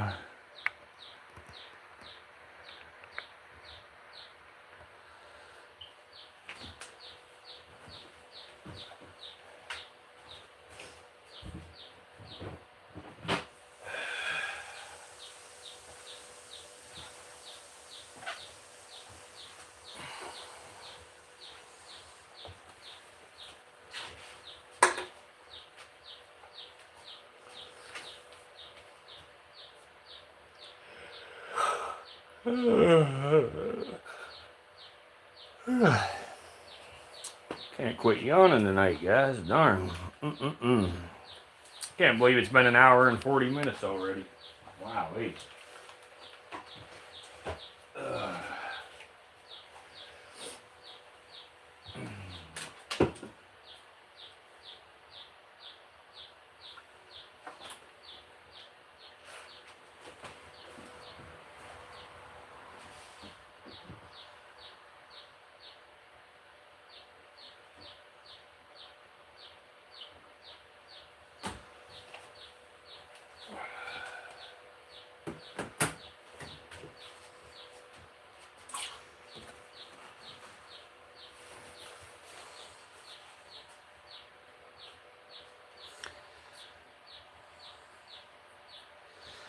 Yes, sir, Lab.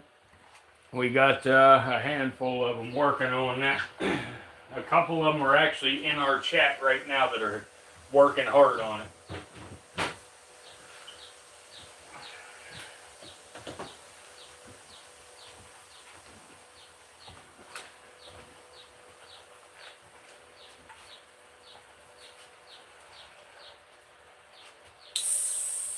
What up, Keon? Ain't seen you yet tonight. Good to see you, buddy. Make sure you smash that like button, brother.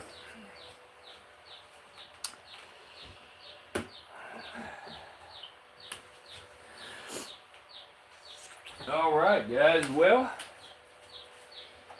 that is Whoa, why'd you bite the hook for, you jerk? What'd you bite the hook for, you big jerk? Come here. Come here, you big jerk. Hey. Hey, here, let me zoom out so I can get you closer. Here. Here we go. Hey. Hey. Hey, jerk. Hey, jerk face. Hey, jerk. What are you huffing and puffing about? You ain't scaring me. You're not scaring me, tongue flicker. You big tongue flicker. Well, guys, this is my corn snake, Casper.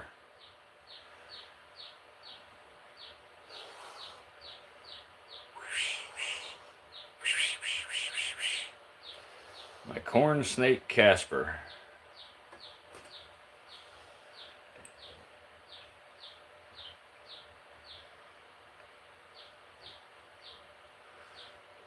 What's up, little dude? What's up, little dude?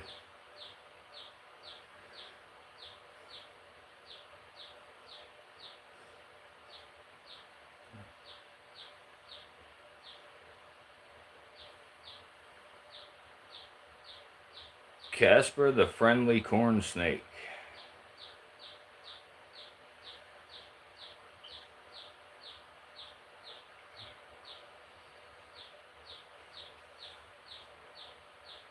Where you going, dude?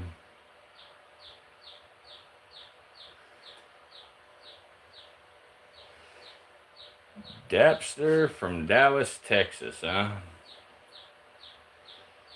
Have you ever been to Round Rock, Texas?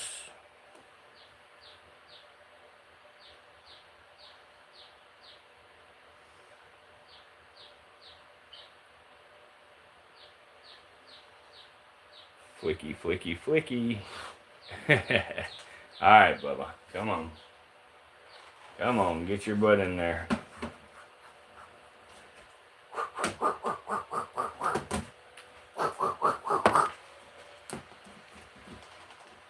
You make a lot of noise, Casper.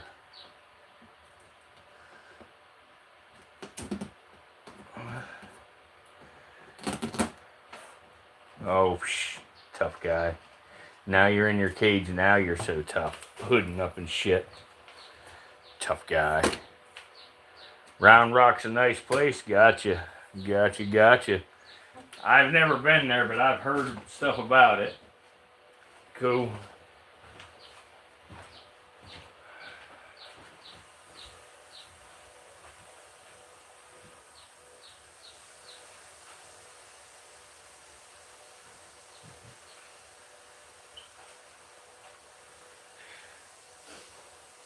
That's all, folks.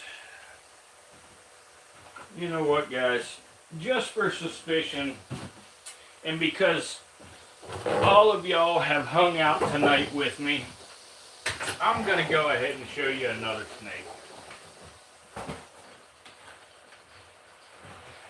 Since y'all are such nice people to me, we will look at one more, because I got to put some bedding in with him and stuff. So let's give this feller a little bit of bedding, and maybe we can give him this last mouse I have laying here.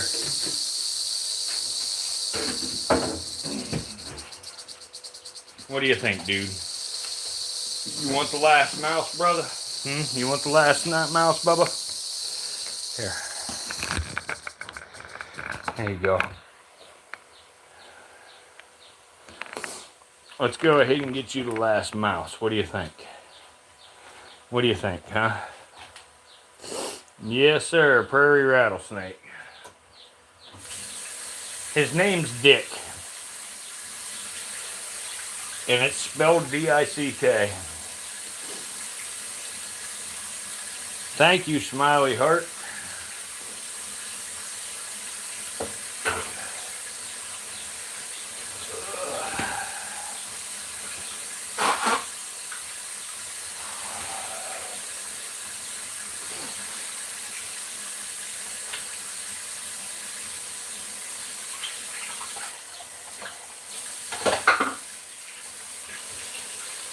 I'm going to warm this rodent up and then we'll give it to him. Take me just a couple of minutes, run some hot water on it, get it good and warm.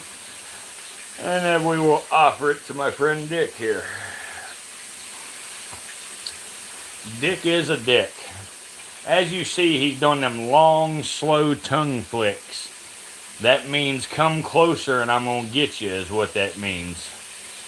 This guy right here and googly eyes are the two most defensive snakes in my entire collection.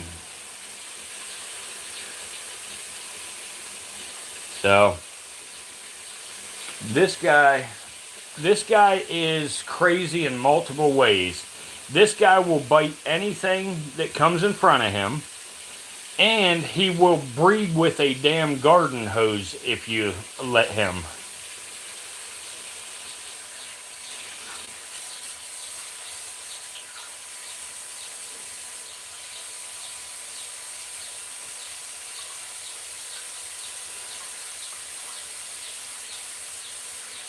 That snake's giving you the chills, Clayton.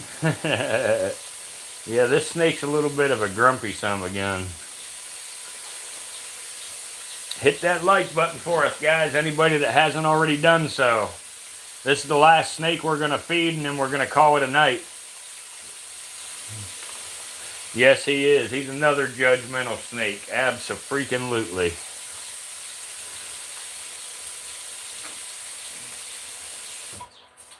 Alright, let's see what he does here. What's up, Dick? You want it? You want it, Dick? Huh? What's up, Dick? Ah, I told you. Bam.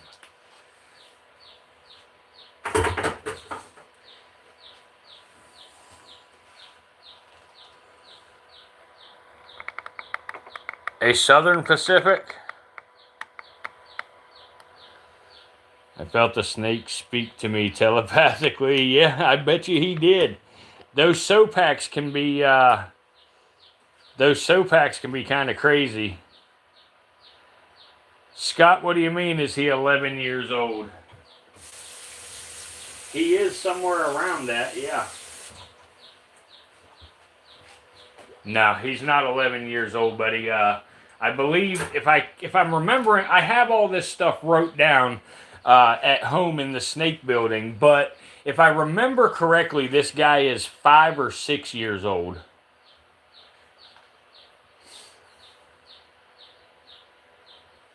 If you counted the rattle segments to come up with 11, that is not a reliable way to try to age the snake.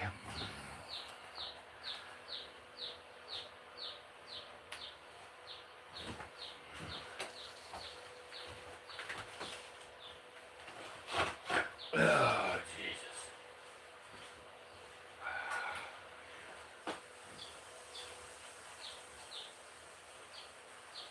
Oh, crap.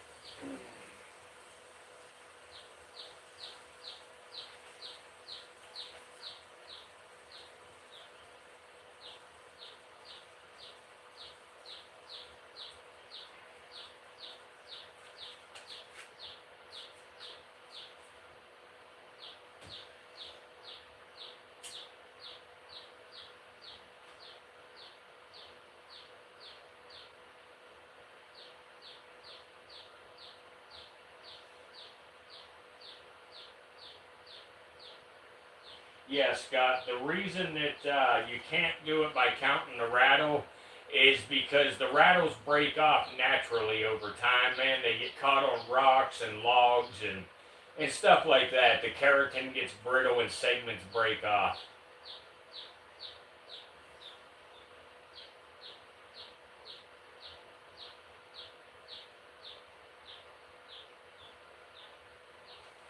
Yeah. Yeah, and dysfunction is pretty much correct right there with what he said. You know, a younger snake, you know, might shed 4 to 6 times a year, when an adult like this might only shed, you know, once or twice a year. So, you know, it's very, very hard to tell because, again, like he said, they get a new segment each time they shed, and with them naturally breaking off, you just can't judge it.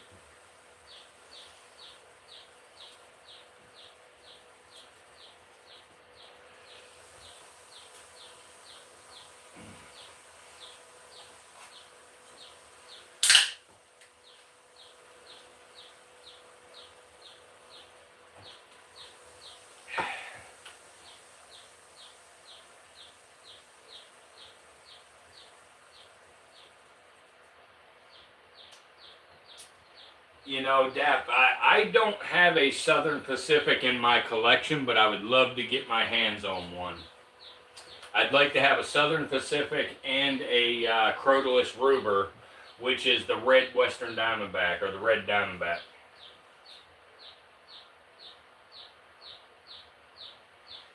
Yeah, he definitely needs a hug, Golden. He needs a hug for sure. Yeah, Shane, he got a long tongue. He's doing them long, slow tongue flicks. You know, that's him saying that he's not happy. But I don't know who is more grumpy, him or my old lady. Hey, Bits, how are you? Good to see you. I was wondering where you were. I didn't see you tonight. I hope you have a good night, too, if you're leaving already.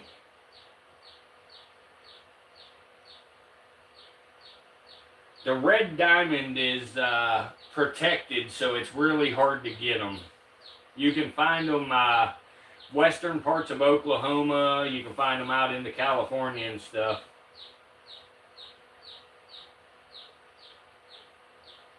He has a nice home, Golden. I put these snakes in containers like this so we can view them on live stream easier. And I'm not home where these snakes actually live. I brought some of these snakes with me specifically to do live streams. Oh, that's all right, Bits. I hope we see you next time then. Good luck with everything, and have fun, and congratulations on your... Yeah, I'll give him a hug when we're done with the stream. I'm a little busy right now, but I'll do it after we end.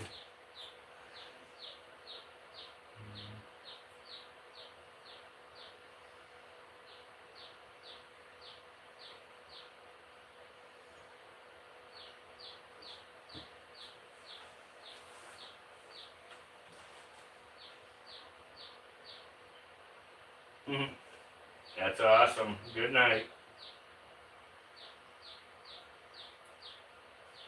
Oh yeah, him and I are best friends. What's up, Austin?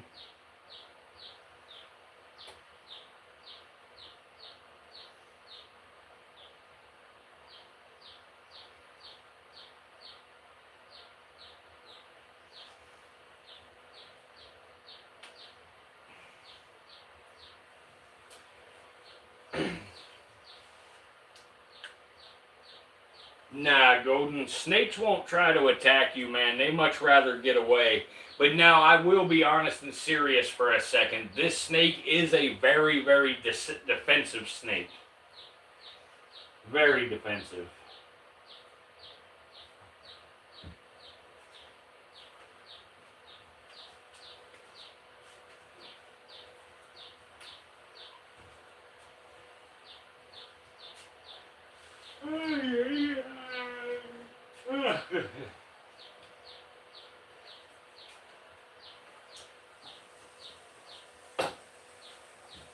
Tomorrow night, guys, I think we're going to go ahead and feed the massive Gaboon viper.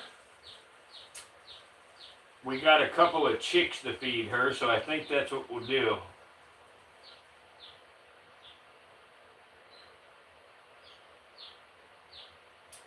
Hey, Miley, that's what we're here for, is for education, conservation. So, you know, if the, you know, there's still things after all the years that I've been working with these snakes, there are still things left for me to learn with these snakes. So if there's ever anything I say incorrect and y'all know that it's incorrect, please correct me on it. Let me know, you know, what I said wrong, you know, or maybe maybe there's other things that I just downright don't know that you can teach me. You know, we're here to learn together.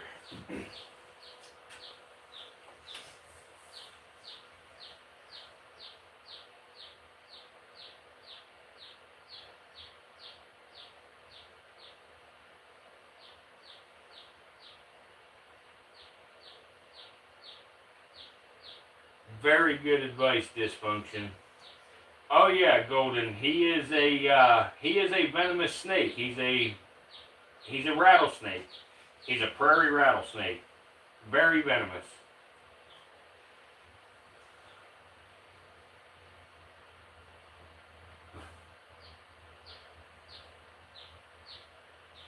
Awesome, Miley, awesome. No, he ain't pumping venom right now. He's just swallowing it. When he first bit the thing is when he was envenomating it.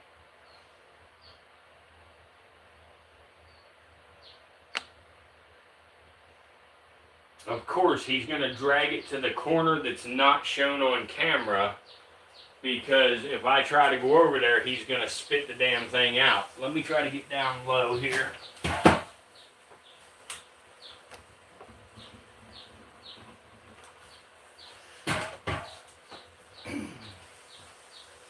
Did I get it? Of course not. Come on, man.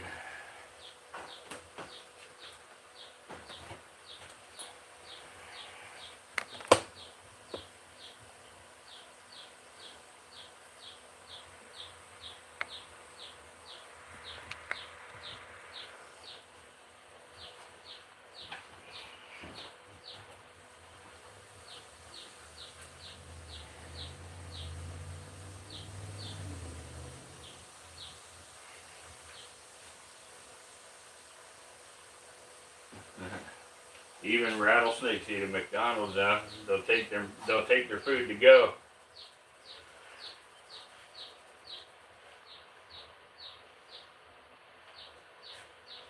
Nah, he's not a diamondback. He is a prairie rattlesnake. He would be from, you know, like Colorado and areas like that.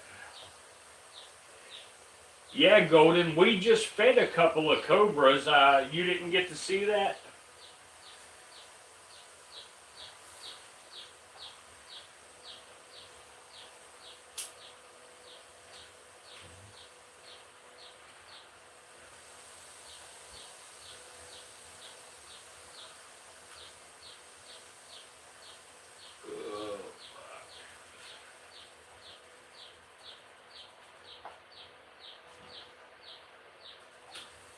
You're here by accident 3 to 4 minutes into it.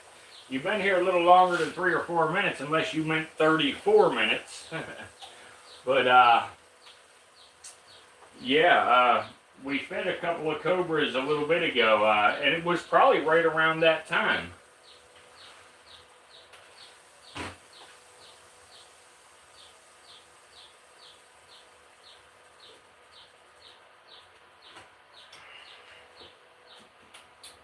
Yeah, it kind of does, Dap. That's how my big western diamondbacks are. They're very, very loud, and my easterns.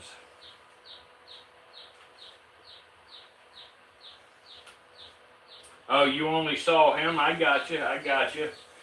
Okay, yeah, after he's done eating, I'll give you a quick look at a cobra.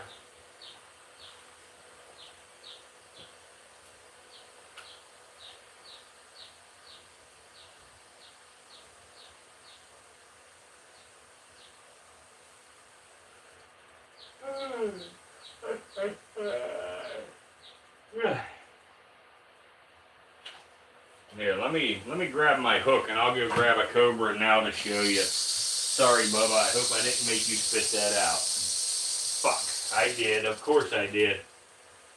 Damn it, man.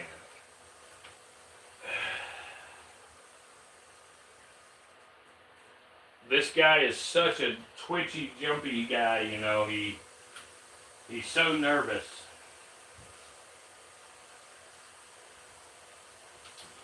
That bird in the background goes to sleep tomorrow night on live stream when we feed the Gaboon Viper.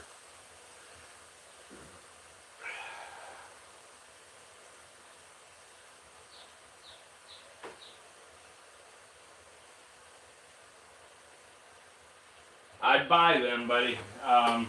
They're, you know, there's a lot of people in the venomous snake hobby, and a lot of people sell them.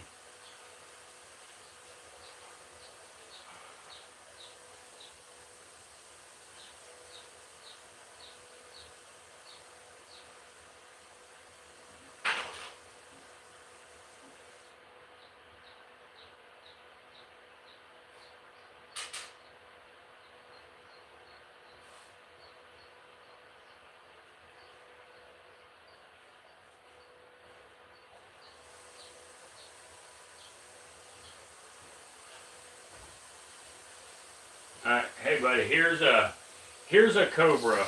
Let me see if I can get him in frame.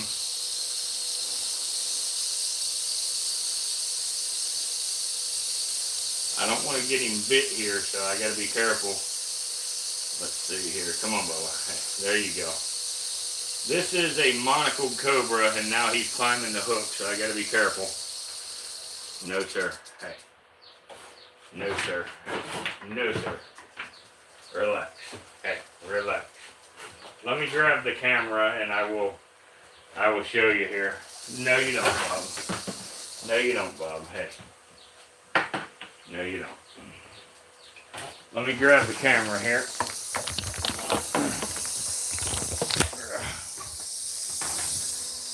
Alright. There you go.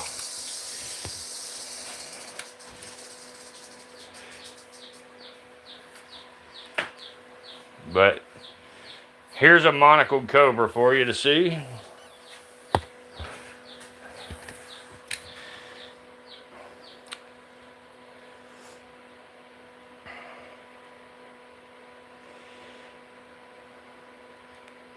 Nah, he shed probably a week or so ago.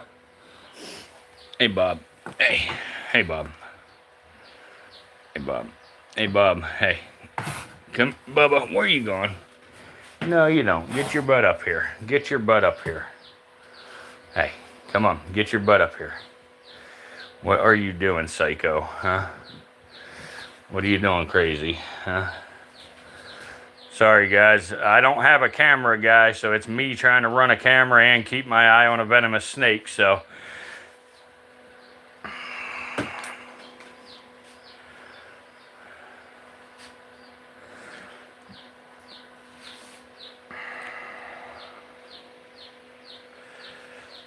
Yeah, this is a T-negative albino. He is actually blind. He can see a tiny bit, but not that well.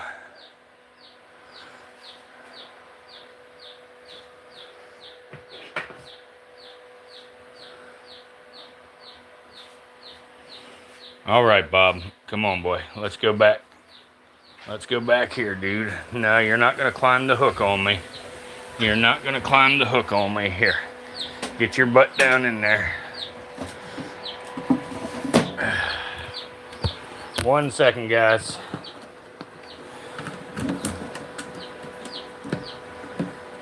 Okay. Right here's a couple of other cobra. Let me zoom out here. Here's another monocled cobra. This is a leucistic monocled. And then here's a wild type monocled. Hey, Sir Hissington. Hey. Hey.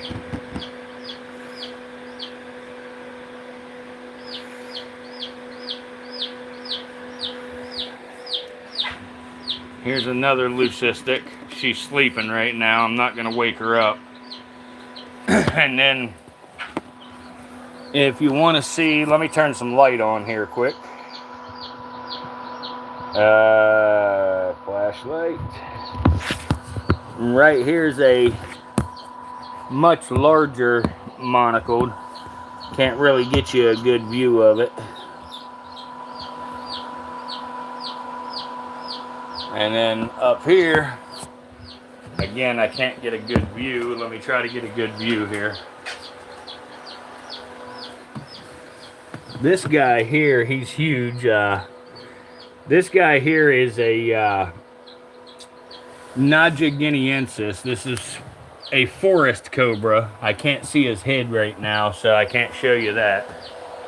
But anyway.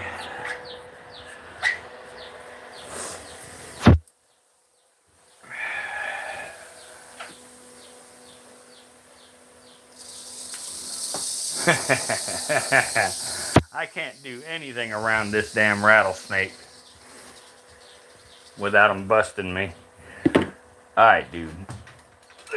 Let me sneak past you here.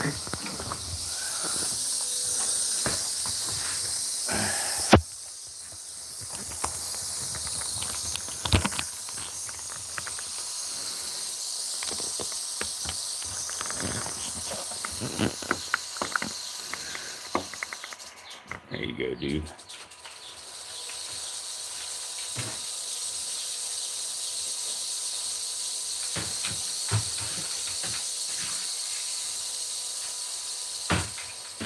Okay.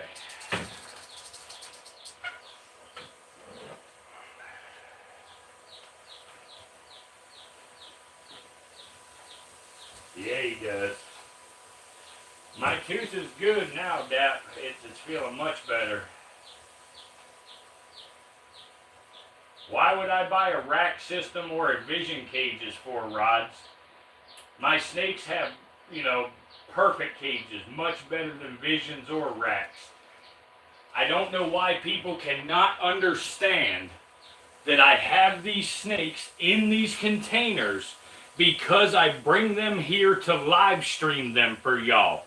I cannot bring giant enclosures down here to live stream. It has been said hundreds of times. There's always got to be one person in every live stream to want to be the expert.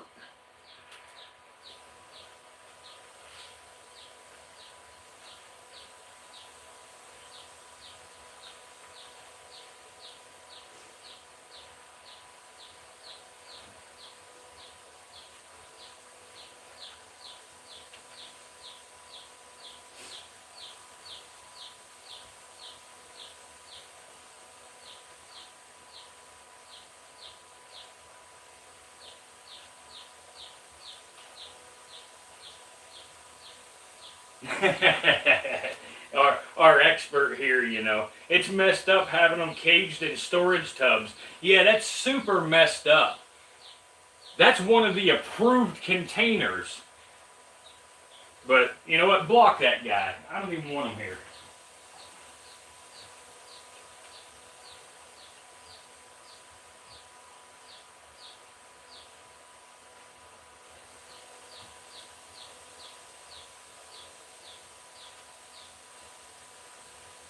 Exactly. Exactly. They have no clue how to care for a snake, but because they see people that have, you know, they see a couple of guys like Tyler Nolan and Chandler that get, you know, vision cages donated to them because they are sponsored by Vision. Everybody should spend $800 on one enclosure. I don't think so.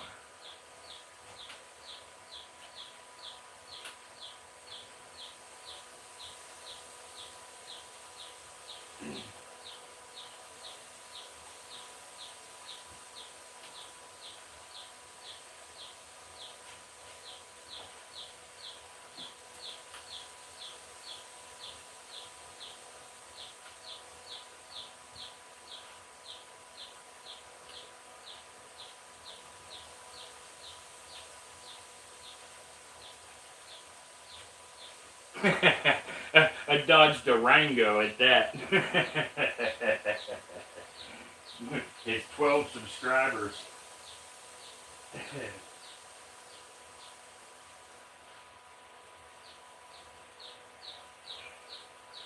I buy them, Golden. I buy them. I do not catch them. I do not believe in, you know, wild caught, you know, when it comes to these animals.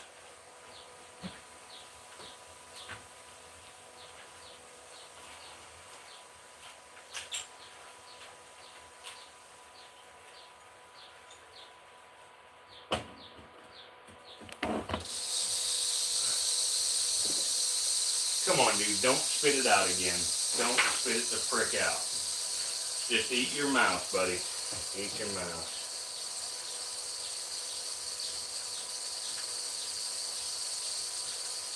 Yes, absolutely. You could, but you shouldn't.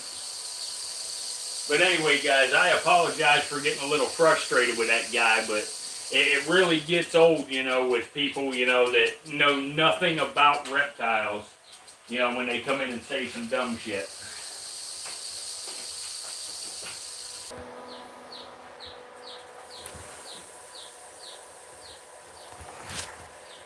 All right. There we go. I don't know if it'll hold out or if it's going to die again or not. I have no clue. But anyway, for the last couple of people that are here, let me show y'all something. I know none of y'all said anything, but I want to show you because of idiots like that. If you look at this, when you ship a snake, whenever you are into the venomous hobby with animals, these animals are stored and shipped in these very containers. These are the approved container by the FAA to put them on planes. They are the approved containers by Department of Natural Resources. They are the approved containers by Fish and Wildlife. You know, depending on the state you're in, is all these different names. So these are the approved containers for these animals. So when people say stupid shit, I usually don't let it bother me. But tonight I got a little bit frustrated because we had some expert come in and say some high dollar crap. If any of y'all take a look into vision enclosures or even rack systems by, you know, let's say Freedom Breeder or something like that, it's a very, very ridiculous price and you get nothing for your money. The people like that guy that come in and said that stuff are the ones that try to put a snake into, you know, put one snake into a giant enclosure and then wonder why the snake won't eat and wonder why the snake doesn't thrive. So snakes like it in smaller areas. Let's think about this logically for a minute. If you've ever been in the wild and seen a snake, how often do you see that snake just laying in the middle of a field somewhere without any cover? Very slim to none. Most of the time you find a snake up underneath a piece of plywood that's laying on the ground or an old carpet or an old piece of tin or something like that. The snakes feel more comfortable in a dark, small area. And in fact, a lot of these snakes, even in the hide inside their enclosure, they want to be able to touch. Like example, if I had a snake in this, a lot of the times the snake would like to be able to touch here, here, and here. They'd like to touch 3 sides of that as they're laying in there. Why? Because now they feel secure because no threat, no predator's going to come from this way, no predator's coming from this way, and no predator's coming from this way. The only way a predator could come from would be that way. So that means they're able to watch what's coming after them while they're in there hiding and being snakes. So yes, now whoever asked that question, Sue, is correct. These are about 1 week old squams. They look pretty fat because I fed them today, but I did not feed them on camera for the very reasons we are talking about right this minute, because of experts coming in and saying how I'm doing it wrong or something like that, because you have to cut the pinkies into little pieces and you got to let them you got to keep teasing these snakes. You got to keep tapping them in the tail and then in the face, in the tail, in the face, in the tail, in the face, until they get mad and they bite the little piece of pinky and it gets stuck in their mouth for them to swallow it. Why do you think that snakes, when they have babies, why do they have so many babies? Because in nature, the majority of them are not going to survive. Out of a litter of, let's say, because timber rattlesnakes are one of the ones I'm the most knowledgeable about. Let's say if a female has 8 baby timber rattlesnakes, by the very first winter after having her babies, so now remember I told y'all earlier, they are born between the end of August and the beginning of September. So from that time until winter time, half of those babies are going to die. So that leaves us with 4. Now, by springtime, another half of that half are not going to survive. That brings us down to 2 babies. And then half of those are probably not going to live the first year. So that brings us down to 1 baby out of an entire litter of 8 timber rattlesnake babies. So when you have them in captivity and you tease feed them or take the necessary steps like force feeding or assist feeding, it makes a huge difference in survival rate.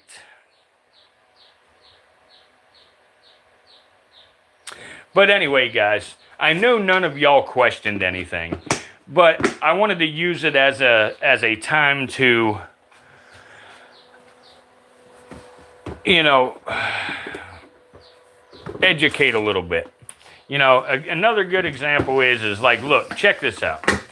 Right here, this little enclosure, what difference is there in this enclosure or me buying one from the pet store of the equal size? There's none. This snake is happy. And you know what? I'm such a horrible snake keeper, but you know what? Let's take a look here at what we got. What we have here is a baby corn snake that is king cobra food. This snake is going to be fed to a king cobra, but I still have it in a nice, pretty, you know, fun enclosure until it goes, you know, to be used as food. Because I want it to live a good, happy life and stuff, you know. I don't want this snake, you know, being miserable and, you know, in an unhealthy, you know, comfortable environment or anything. You know, I'm not going to do that to the animal, even though it's a feed animal. So, anyway, guys, that's all I really have to say on that. I'm sorry that I went on a little bit of a rant there about it, but again, the experts on YouTube irritate the shit out of me sometimes. And look, for this snake, you know, being so bad off because he's sitting in a tub to eat right now, the damn snake looks like he's got a big old fat spot right there in his belly. So he must not be too stressed out, you know. He must not have a big problem with the way he is housed right now to eat his meal, because he ate.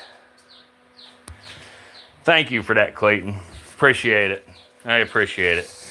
But anyway, guys, I have streamed for a little longer than I had planned.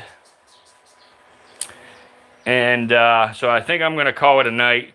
User, you know, a lot of people are told snakes are evil. Bottom line is it's not true. Tune in every night at 9:30 and we talk about snakes every night.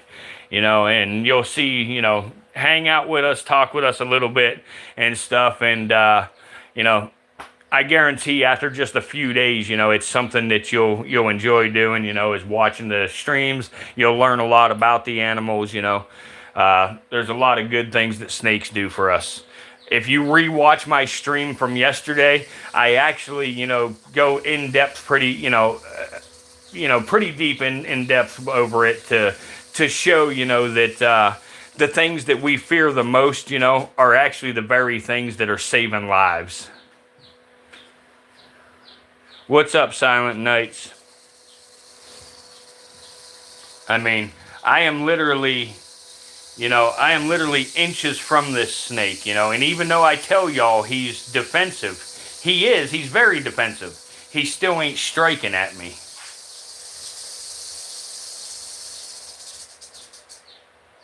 For you, it's mountain time, so it's 7:30. Okay, yep. Cool.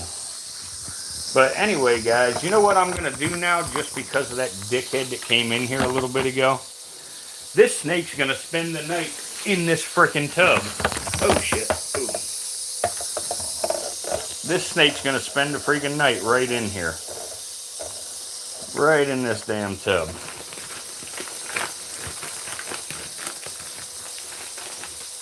Huh, Bubba? You're going to sleep right in this tub, aren't you? Yep, here. Here, let's give you a little bit of bedding to make you good and comfortable.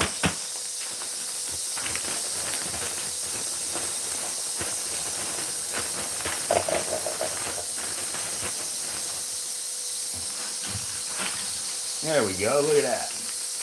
Look at that, dude. I don't know. I don't know if you'll survive the night in there. I hope you do, though. I really hope you'll survive the night in there, Bubba. Alright, here you go, man. I don't know, though. It's pretty shitty, deplorable conditions. Pretty deplorable. So, let's see here.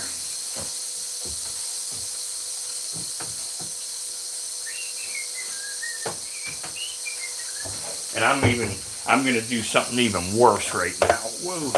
I'm going to give you a plastic water bowl, dude. That's disgusting of me. Look at this. A plastic water bowl, man. I know, buddy. I know. I'm a horrible keeper. Come here.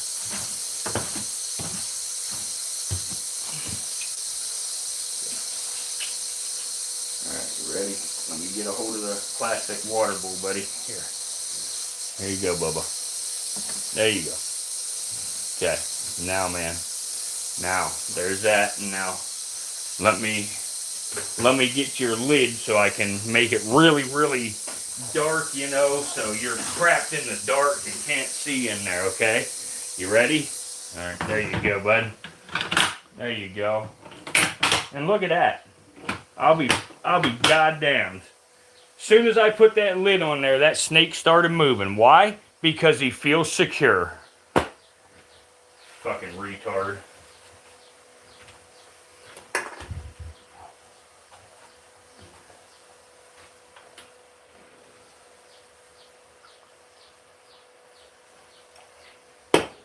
Come on, guys, give me 2 more likes before we end the stream. Let's end this thing with an even 60. There got to be somebody that like the cocky comments.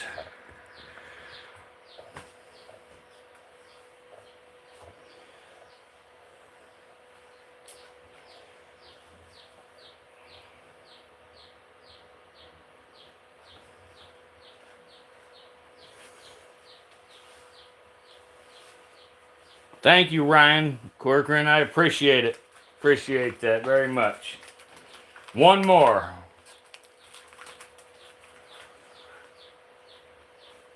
I called him Bubba. His real name's Dick, but I did call him Bubba. I do that frequently. Awesome, awesome. Appreciate it, Ryan. I'm showing 59 on my end, but that's close enough for me. Close enough for me. You know, there's something else I want to address real quick. I mean, I know there's only about 15 people in here, but seriously, why does, you know, and maybe none of y'all know, I'm just kind of talking here, so I'm not asking y'all, like, and expect you to really answer. Now, you can if you want, but how's come, like, guys like me that use these animals as educational ambassadors and stuff like that, I show, you know, the good, bad, the ugly, and everything with these animals. I get cocky people like that. But you have certain people, you know, out there like, and, you know, there's some of them that I like, you know, so I'm not putting the people down. But some of these bigger YouTube channels that show venomous snakes, how's come they can, move their face real fast in front of a cobra to get it to hood up and sort of tap it on the head and different things like that, you know, to get a cobra to hood up and all that crazy stuff. But they don't get no flack over that kind of stuff because it looks really cool that they're holding a cobra in their bare hands, you know, and making it hood up and give that threat display.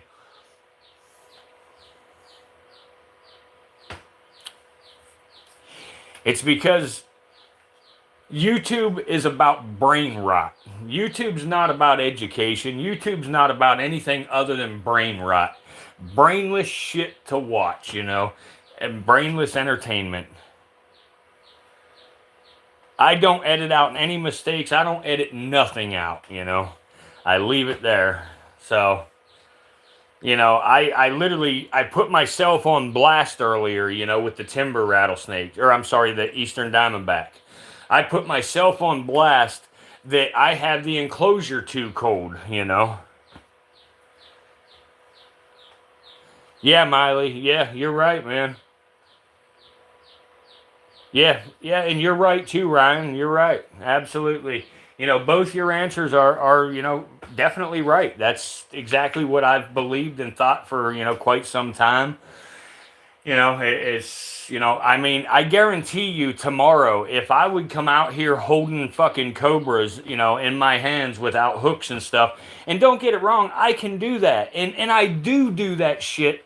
You know, I hold a cobra without a hook, but I don't do it on YouTube because I don't want a little kid, you know, like back, let's just say when I was 11 or 12 years old, you know, if we would have had, you know, smartphones back then, and my buddy had a camera on his phone back then, and I was out in the woods and saw a damn, you know, rattlesnake like this laying there, I would have told my buddy after watching, you know, Chandler or Tyler Nolan or Stone or anything, you know, I would have told them, you know, hey man, remember that video, you know, Tyler did where he's holding that cobra or that rattlesnake?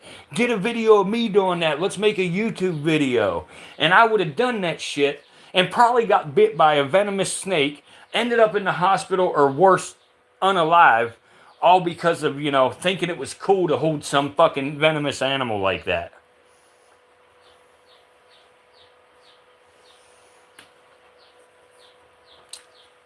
You know, I don't know, man. I don't know. This whole YouTube thing for me has been a 5 to 6 month thing, you know, as far as posting reptiles. Yes, my channel's 13 or 14 years old, but I didn't post stuff until 5 or 6 months ago. And, you know, it took off as far as getting some subscribers, I think, relatively quickly. But it has never done what I think it should do as far as views go. And I think that's just because I lean more on the educational side and the realistic side of things, you know. I'm not on the side where I have, you know, tens of thousands of YouTube dollars coming in for me to have some extravagant fucking, you know, setup, you know, that everybody's gonna appeal to on YouTube, you know. I got a realistic setup that, you know, that benefits the animal. And I don't play those fucking games. Thank you, Mystic. Thank you. And you know, and you too, Miley, everybody. But yeah, Mystic says, you know, I like what you do better because you are not sensationalizing the animals and it being in fight or flight. You teach respect and educate people on these animals, and in turn, teaching people how to respect the animals. Absolutely. That's 100% my goal on this channel, and it's building up. And I knew it would be a much slower build to do it the way I'm doing it than it would be for me to come out here, you know, rattlesnakes pissed off, cobras hooded up, fucking, you know, I knew it would take more time. Or me out here dancing around with a fucking black mamba, you know, waving my boot in its face, letting it bite my boot, you know. Like, come on, man. Like, I knew it would take me longer and stuff. And that's cool because hopefully over a couple of years, this thing does, you know, I'll tell everybody my goal with this thing. I've got plenty of money to live. Me and my family are just fine financially, okay? But my goal with this thing, as far as financially goes, is for this thing to make enough money to feed these animals and to potentially buy a new snake from time to time. A lot of you that are in this chat right now was not here 2 weeks ago when I bought a handful of new snakes, you know. These snakes are not cheap. I spent a little over $8,000 2 weeks ago buying new snakes. So I simply, you know, want this thing to make enough to pay for the food that they eat and for, you know, to purchase a new snake now and then. To show people, you know, and try to get people to respect the animals and, you know, care for the animals and stuff. I'm not going to watch your video and think you know what I am going to try to take a fuckface selfie with a deadly critter. Yeah, yeah, exactly. Yes.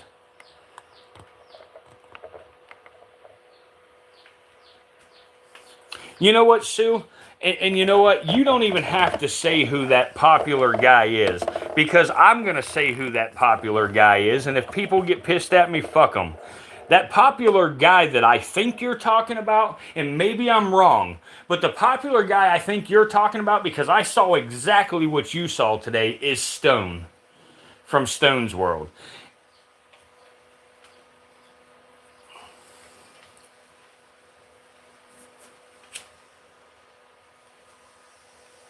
Exactly. Yeah. So, those guys, I'm not saying those guys are bad, because they take care of their animals. They do. They take care of them. Their animals are healthy. They're taken care of.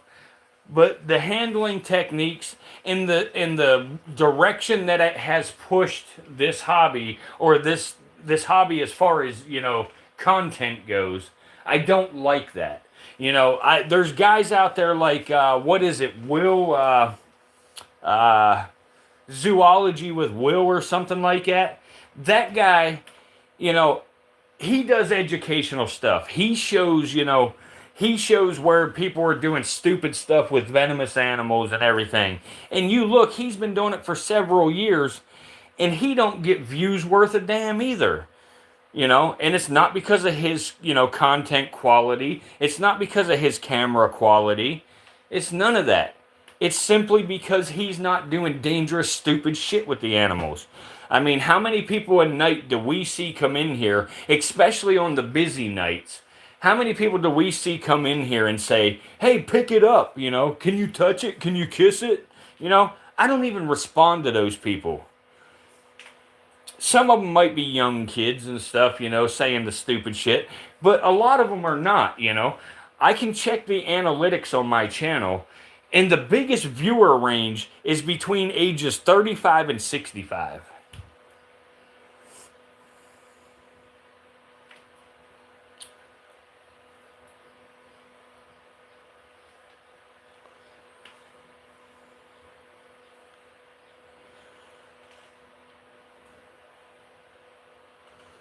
You're 38? Yeah, awesome, awesome. So, yeah, that's exactly what I'm saying. So, popular is retarded. Didn't we all learn that coming out of school? Yeah, yeah.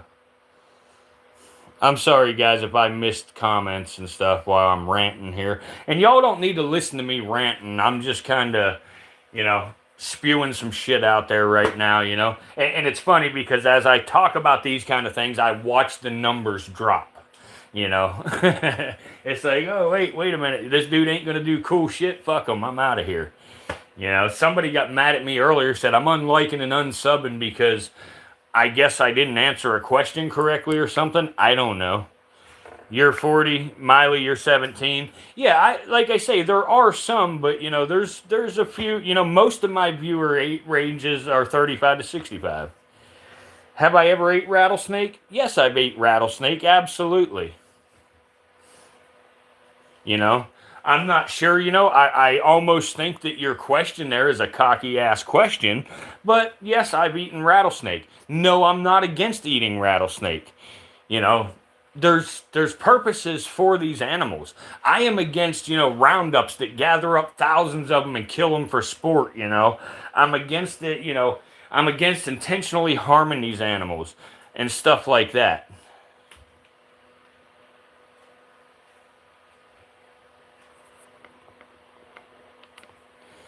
I'm not against, I'm not against the death of a snake here and there. There's purposes for all that stuff. And I'm sorry, Torta, if I took it wrong, I'm sorry. But every now and then I get, stuff like that, and usually it's somebody trying to be, a bit of a dick. So that's all.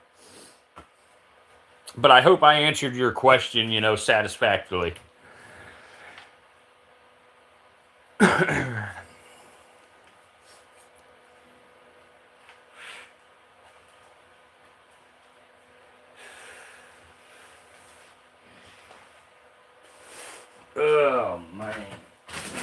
You know, and honestly, you know, with YouTube itself, it's a bit of a struggle. YouTube itself is a struggle with something like this because, you know, and actually, guys, here, let me take this lid off so you can get a clear look while I'm talking here. But YouTube itself makes this thing a struggle. Like, I'll give you guys an example. About 2 months ago, I was getting, you know, 30, 40, 50,000 views on a live stream. You know, consistently. And then out of nowhere, like the very same night, I had to stop the live stream for some reason and restart it. So I did that, and I went from 60, I think it was like 63,000 views. I stopped the live stream and immediately restarted within 2 minutes. And from that live stream on until today, I have never seen views like that again. And they tell me it's because viewer interest changed. That's what YouTube tells me. But viewer interest changed all in 2 minutes time? I don't think so. You know, YouTube is not fair to small creators. And it takes, you know, if it feels cornered, yes, it would strike, absolutely. Like, you know, and y'all might know what I'm talking about, you know, like, you can watch a video by somebody that has, you know, 5,000 subscribers, and that video has, you know, 10,000 views. But you can watch the exact same video on a channel, you know, that's much larger, and it's viral.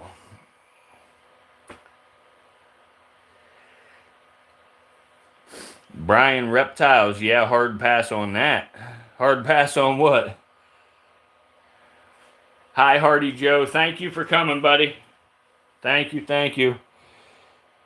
Green Tree is pushing it for me. I got you, buddy. I got you. Well, you know, these animals are important, you know. They're important just like all the rest. Oh, yeah, man. I do feedings all the time, buddy. All the time. We actually did some feedings just a little bit ago. This was the last guy we fed.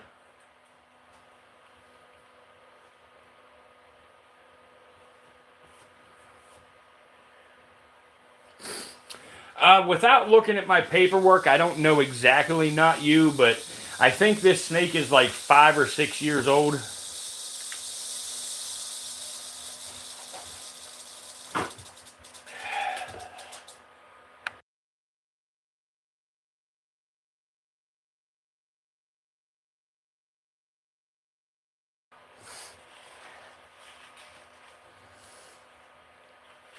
Absolutely, yeah. I will be doing a couple of feedings with cobras tomorrow night at 9:30 p.m. Eastern time. So you're welcome to stop by, check it out, you know, watch some of the feedings. Thank you, Hardy Joe. This is a prairie rattlesnake, Crocodile viridis.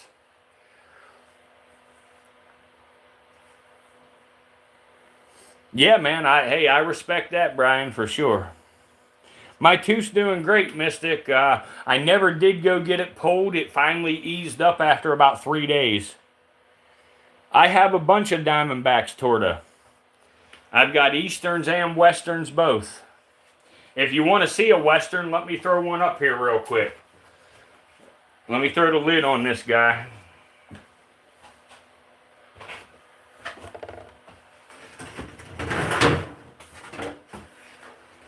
Let me put him in his dark hole here.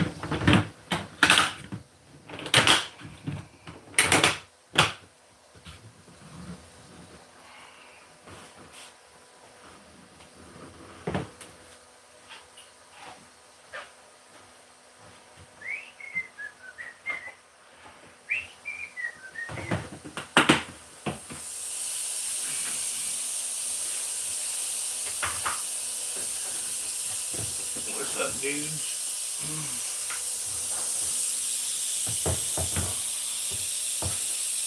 That's awesome. That's awesome. That little one, that's the first time I've witnessed that little one had a meal in its belly in quite a while, so that's pretty cool. But guys, these are 2 western diamondback rattlesnakes. I gotta find my hook. I don't know what the heck I've done with it.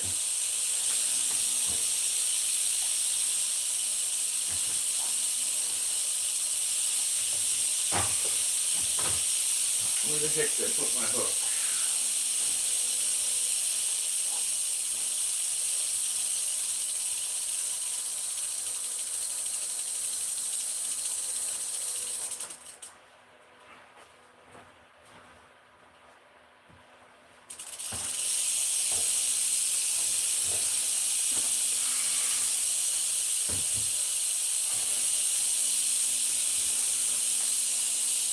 Yeah, they're venomous. They're western diamondback rattlesnakes.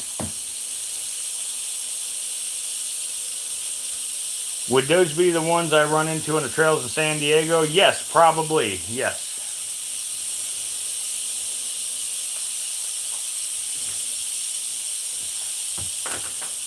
That's the broom out.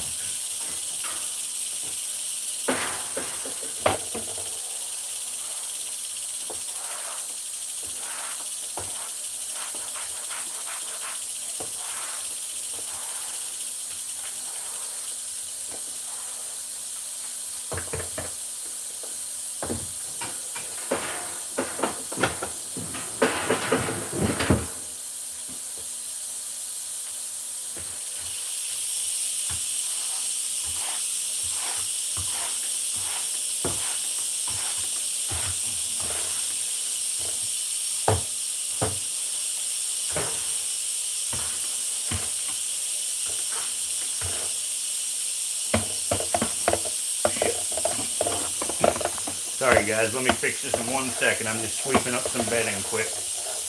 There we go. Okay.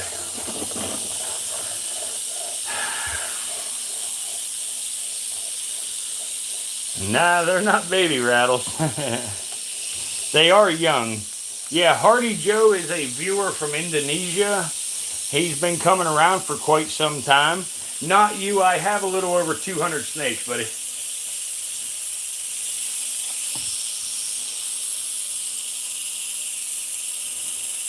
If any of y'all have not, subscribed yet, please subscribe and subscribe and turn on that notification bell. We go live every single night. Now, did you eat, dude, or not? You looked like you ate the way you were laying a little bit ago. Let's see. Come here. Do you have a... Yeah, you got a meal in your belly.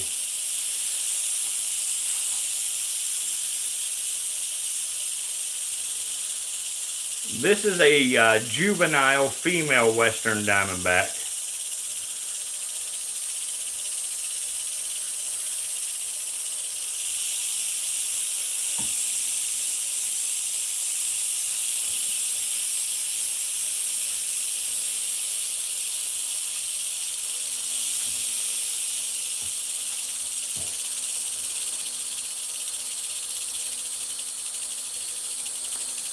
What got you into and started in HOTS? I was addicted to opioid painkillers, and I got off of those, and they just kind of took the place, of my addiction. I guess it was an adrenaline type thing.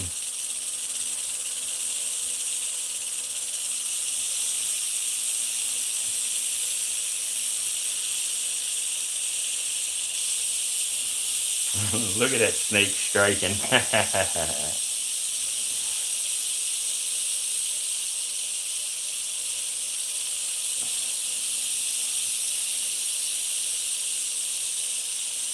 Absolutely crazy. Yeah, they can move much faster than a lot of people think. I'm actually going to thaw another rodent and put in there because I'm not sure that smaller one ate. I'm not convinced.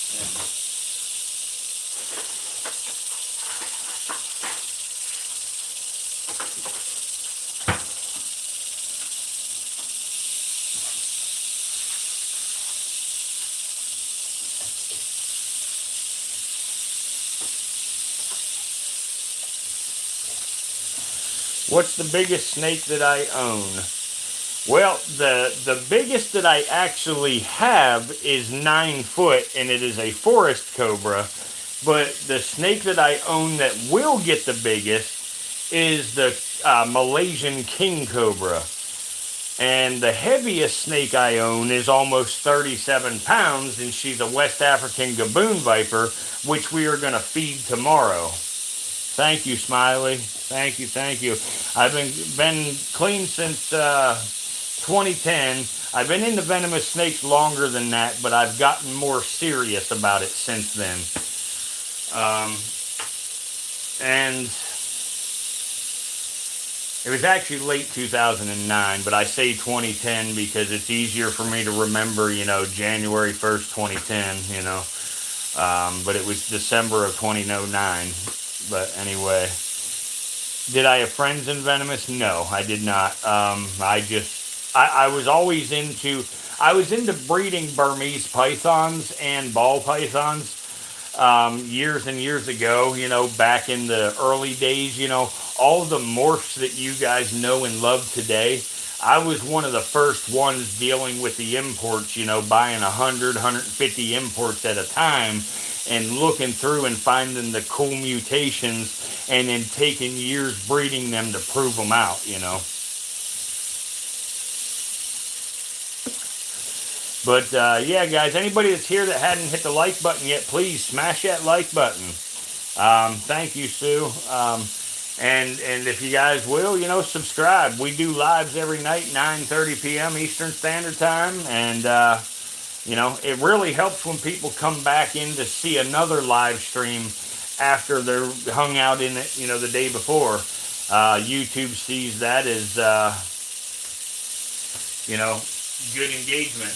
What do you mean what happened earlier? I'm not sure what you're saying, buddy.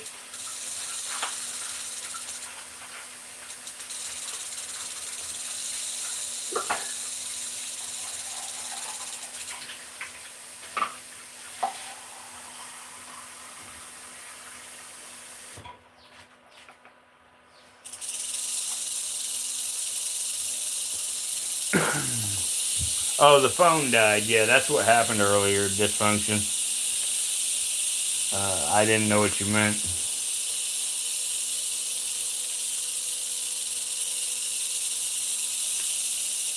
It didn't die? Okay.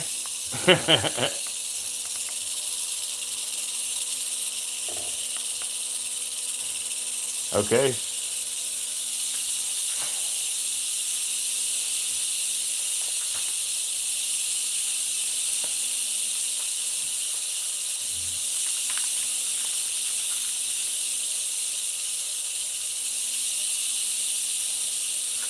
Yeah, it just ran out of battery. There you go.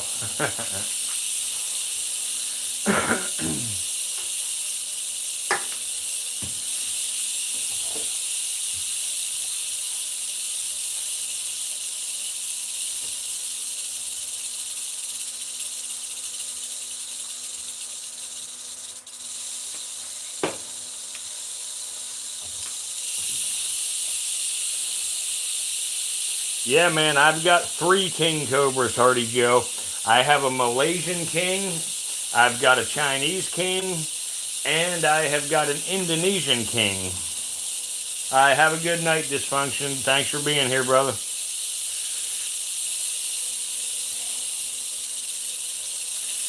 But, guys, these here, as we say, they are Western Diamondbacks.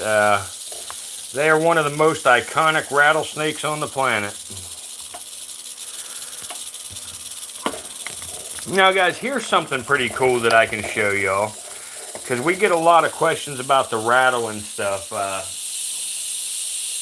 With the rattle on this snake right here, we can tell that this rattle has never been pulled off, because it's fat at the tail, but it tapers down to a very small point. So we can tell that that very small point was the original button on the rattle for this snake.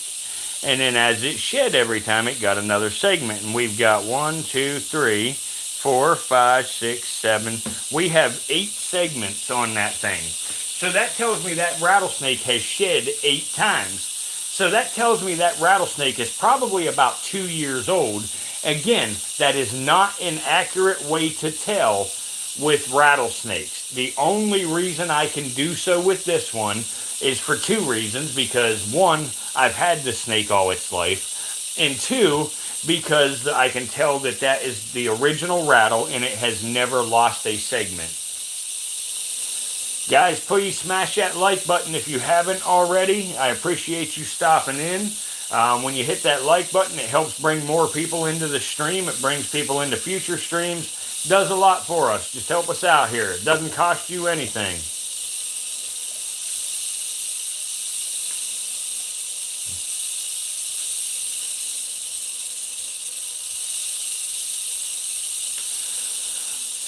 Okay.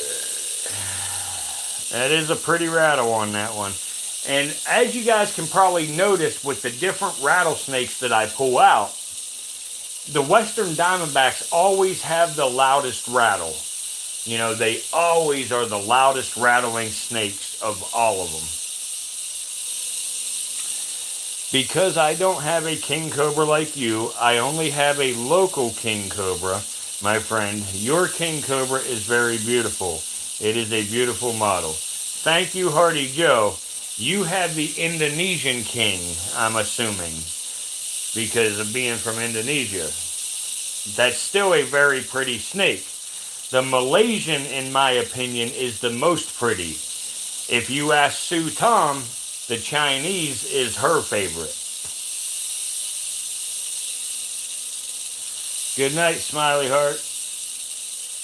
Thank you for hanging out and stuff with us.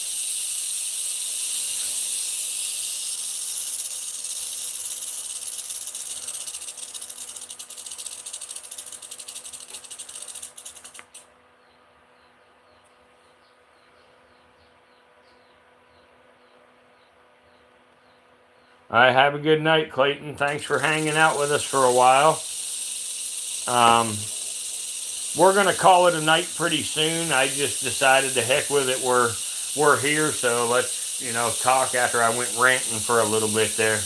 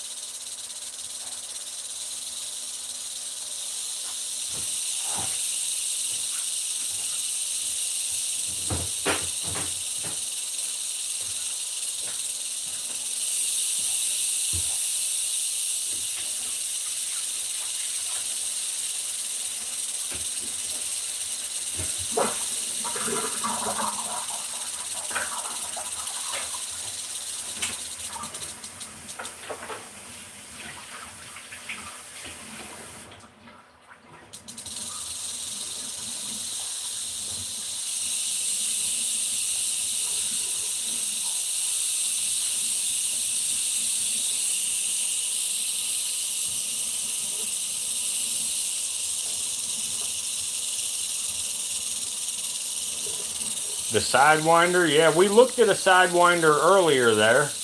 The Sidewinder is a very unique snake, very unique. They are the fastest moving snake in the United States.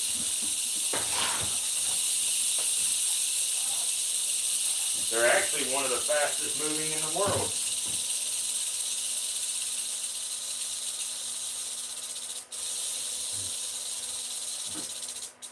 Guys, here's another thing that I got to point out that the experts always say stupid shit about. Alright, the experts always say about there being dirty water in the snake's cage. Y'all witnessed me, well, some of you witnessed me put water in this snake's cage earlier, and look at that. It has shit in the water already.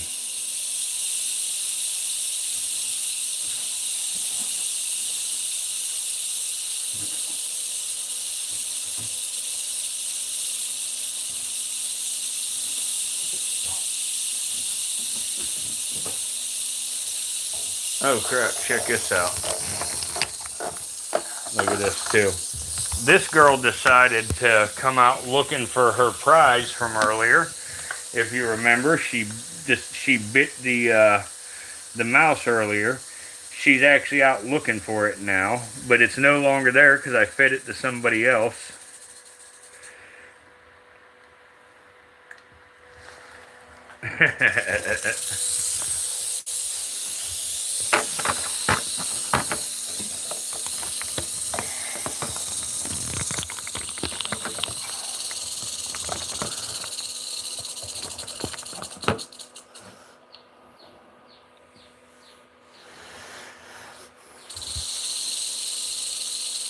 Is it clean in the wild?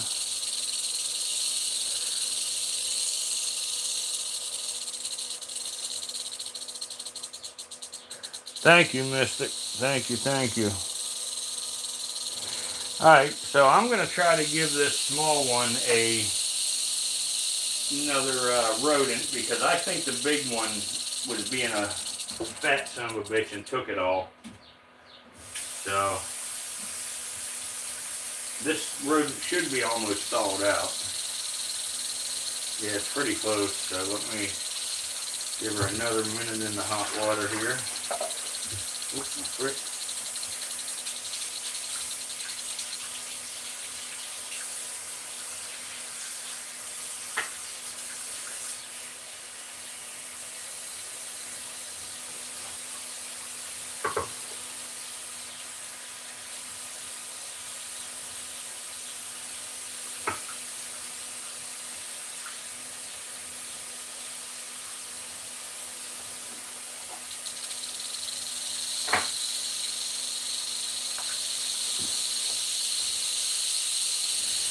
Seen it a long time ago with a bunch. I can't remember his YouTube channel.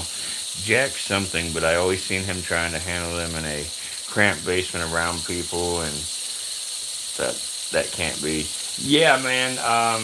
And that's, you know, one of the reasons that I don't have them out of the actual enclosure a lot. And when I do, I put them in another tub for viewing, is because where I'm at right now, I don't have the space to be, you know, handling them appropriately. I've been down at the beach for about 2 months or so, doing some remodeling work on our place, and I don't live here, so I slowly brought these snakes, a couple of snakes at a time, to be able to do live streams. And so I have a building where I live that's dedicated specifically to the snakes, and when I'm in there, I can handle them more appropriately, and that's when we'll do our live streams just slightly different than we do now. Alright, let's see if I can get this girl to... Now, that big one's going to be a jerk. Let me get this small one to move for me. Come on, little girl. Come on, little girl. Hey. Come here, little girl. Come here. Hey. Hey, come here. Come here, little girl. Hey. Hey, there you go. Come on. Come on, one more bite. There we go. Here you go. Look. Okay, there you go.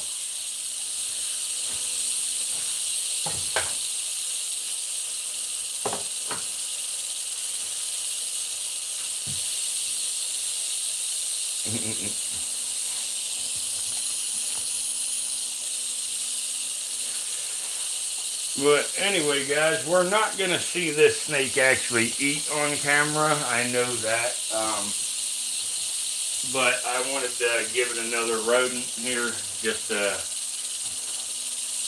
make sure that it got its chance to eat. So, come on, you motherfucker. The fuck is that shit laying there? Hey girl, I know, I disturbed you. Here, let me get my hook. Let me get my hook here. There it is. Ugh.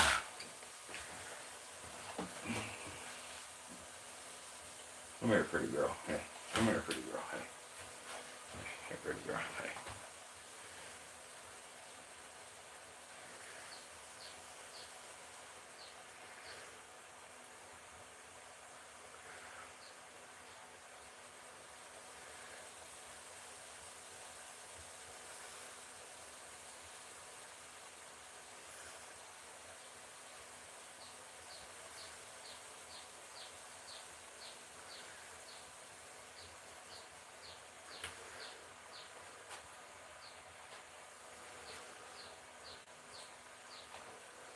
This girl's name's Bethany.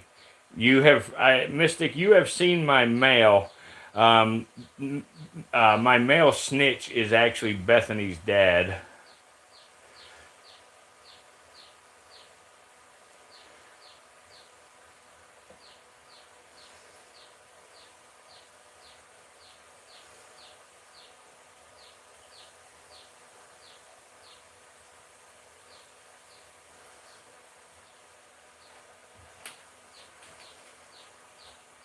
All right, pretty girl. Here you go.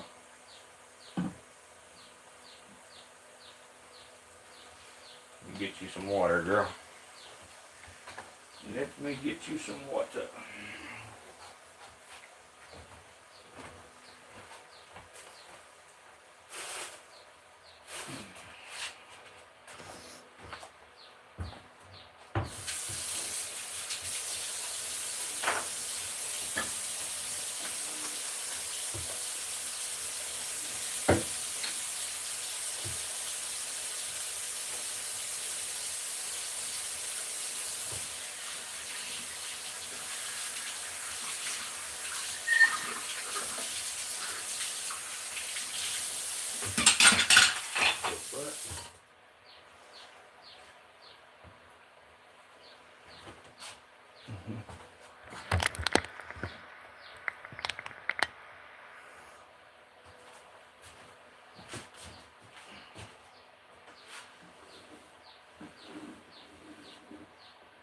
Here, come get you some water.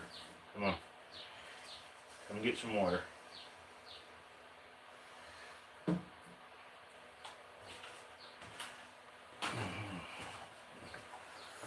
Come get your water. Yeah, she is pretty chill. She's usually pretty calm. Pretty calm. What's that? And when I do, I need your voice. What's that? Take a shower? No, I'm just fucking with you, bro. Here, pretty girl. Let's go get a drink. Here, come here. Let me show you got water. Let me show you your brand new water. Here, look. Look, girl. Look. Here, look at that. Look at that. There you go. Here, let's grab the camera and get closer here, guys. Let's get closer.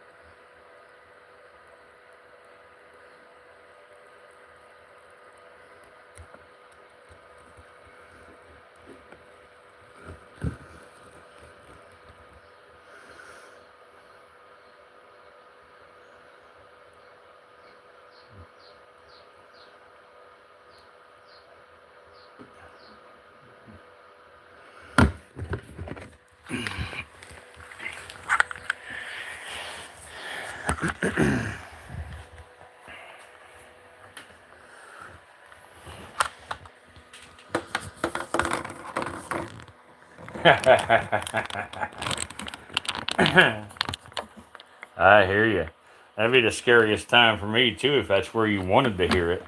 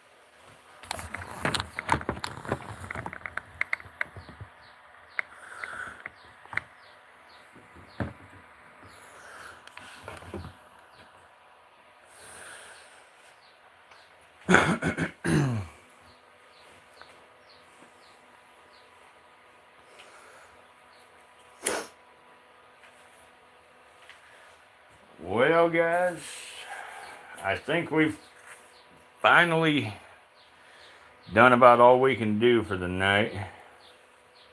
Yeah, it's super pretty little snake, man. You know, some of these rock rattlesnakes ain't quite as pretty, and I'm not just saying it because this one's mine, but this one is particularly pretty. I don't know if y'all's cameras show it, but it's really got that green iridescence down the center of the back.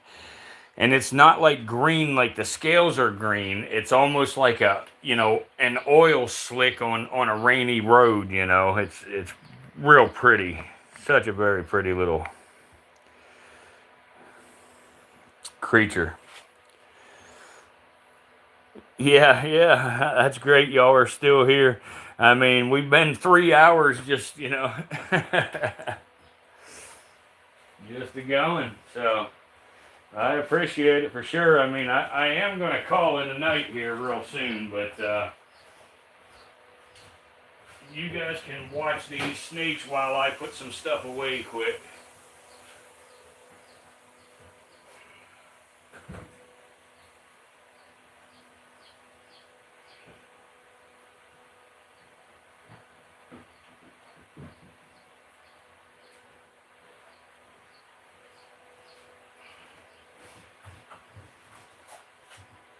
Oh, Jesus, that's a heavy snake.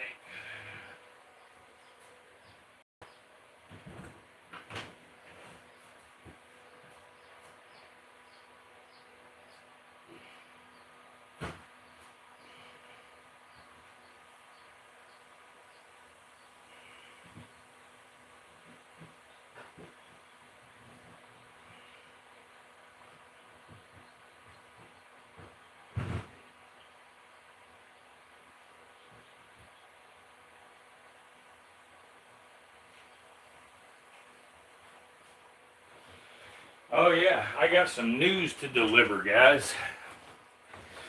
As we all knew, I had some pythons that have been sick, and we've been treating them for respiratory illness.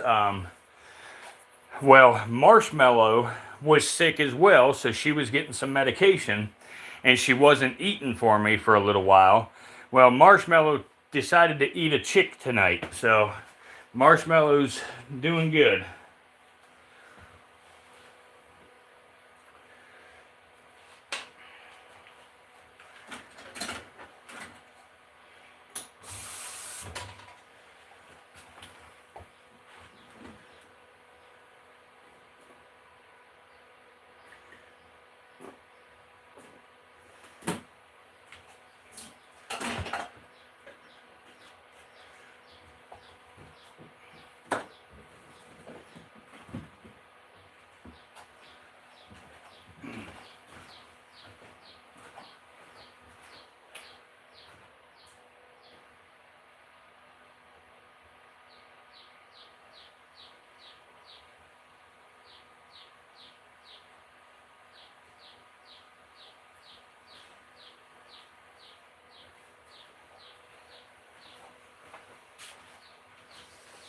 It's all right, Dick.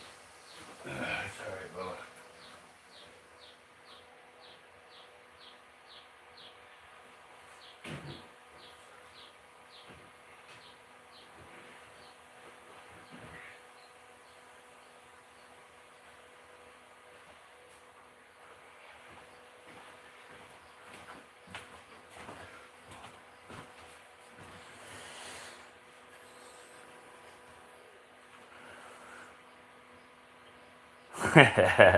Our charming host, huh?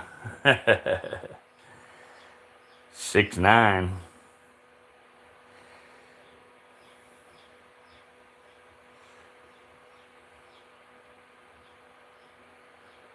Yeah, yeah. Actually, a lot of these snakes, when they're young, they're kind of orange the whole way, on some of them. There you go, Bethany. Guys, I hope I can get this camera quick enough to show this. But check this out after they drink.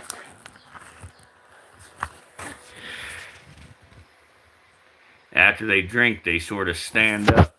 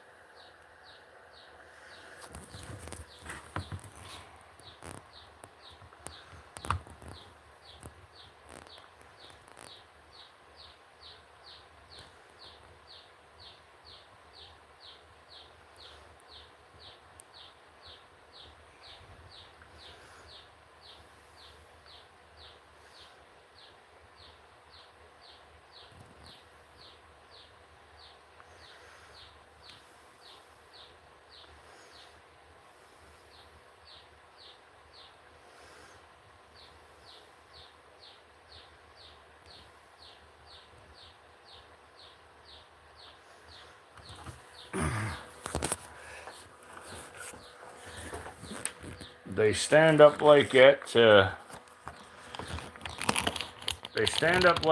to let the water run down. Because like I say, they don't have a diaphragm or things like that to be able to swallow like humans do. And that's why when they get a respiratory infection, you know, it's very dangerous for a snake. You know, to me or you, it's basically a stuffy nose. But to a snake, they have one lung and no ability to cough. So they're not able to, you know, get any of that mucus out of their lungs. So it's very, very dangerous for them. Guys, that heat pad there, I don't even use that heat pad for her. I accidentally dropped it down in her cage one day, and she literally hauled ass and crawled underneath that thing. So I have left it like that ever since, and she uses it like a den. So I just let her keep it because it makes her happy.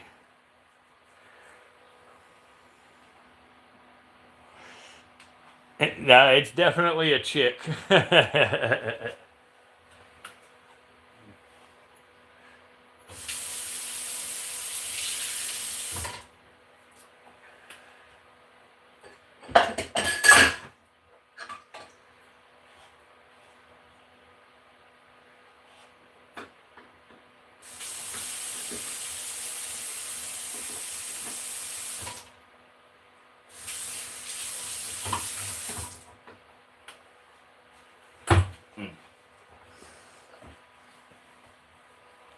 She used to have the heat lamp shade. Yep, that was her. She's been a weird snake ever since she was born. When she was born, she would not eat. So I had one of these here. I got one right here. Let me pull the camera off here. But it was her. But anyway, I had one of these, not, you know, without the light fixture in it, just the shade part of it. And I sat that in her cage, you know, just temporary to, you know, give her a hide. And I was going to go, you know, clean a hide and stuff the next morning for her and everything. And she wouldn't eat and wouldn't eat. So the next day, before I changed the hide out and took her shade away, I fed her and she ate. So it was great that she finally ate. Well, I took it from her and I put a normal hide in there. And after I put the normal hide in there, she wouldn't eat again for like 3 weeks. She just would not eat nothing. So I said, what the? And I swapped the hide back out and I put the lampshade thing back in. Later that night, I offered her some food and she ate again. I took the hide away, wouldn't eat. I gave it back again. She decided to eat again. So this snake had to have that lampshade as a hide to eat for the first 6 months or more of her life. And then finally, I don't remember what happened. It was something when I was cleaning this cage or something like that. I pulled that hide out, and I had the heat pad underneath that lampshade is what it was.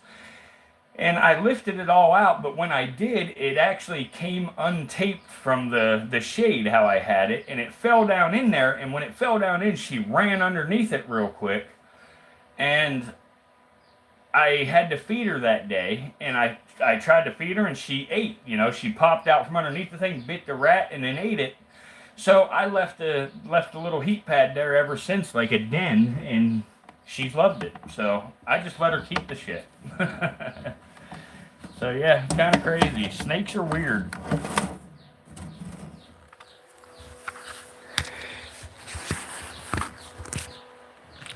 Snakes are very weird.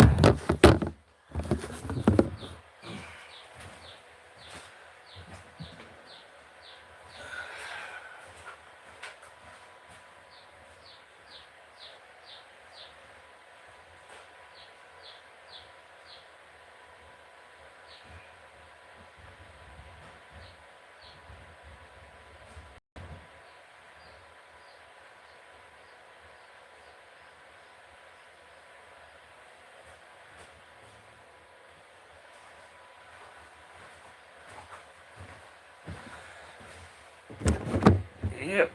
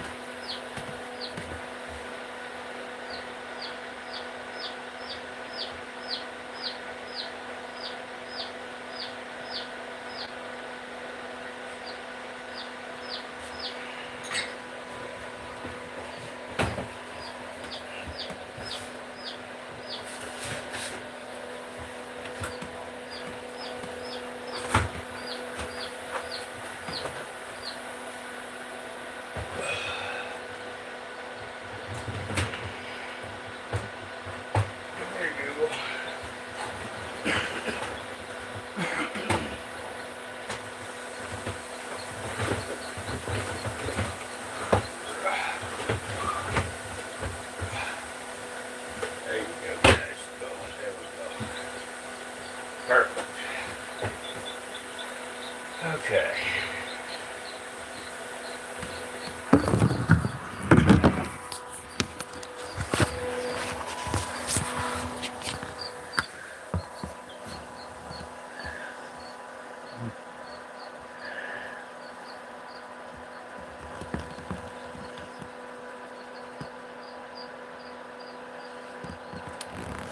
Oh, he is, the mate is sleeping.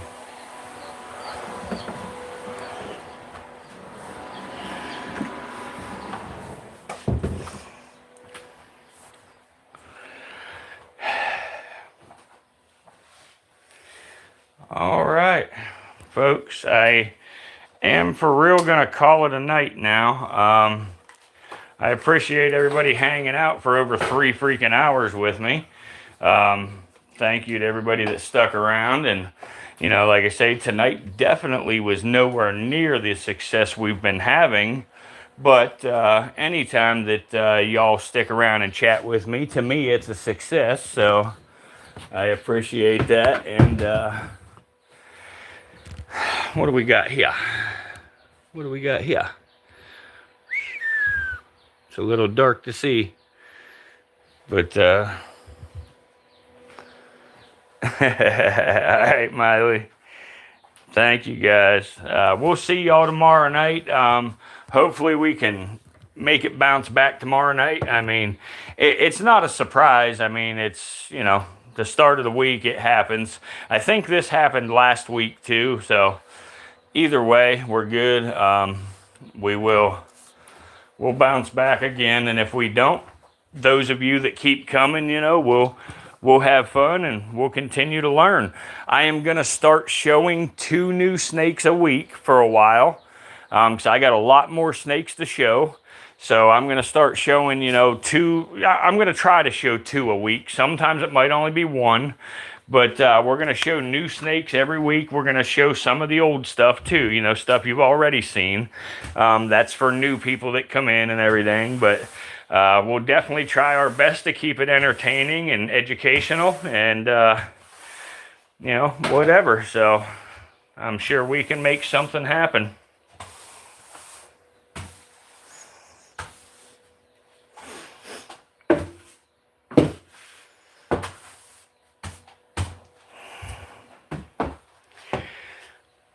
So, yes, ma'am. You have a good night, guys.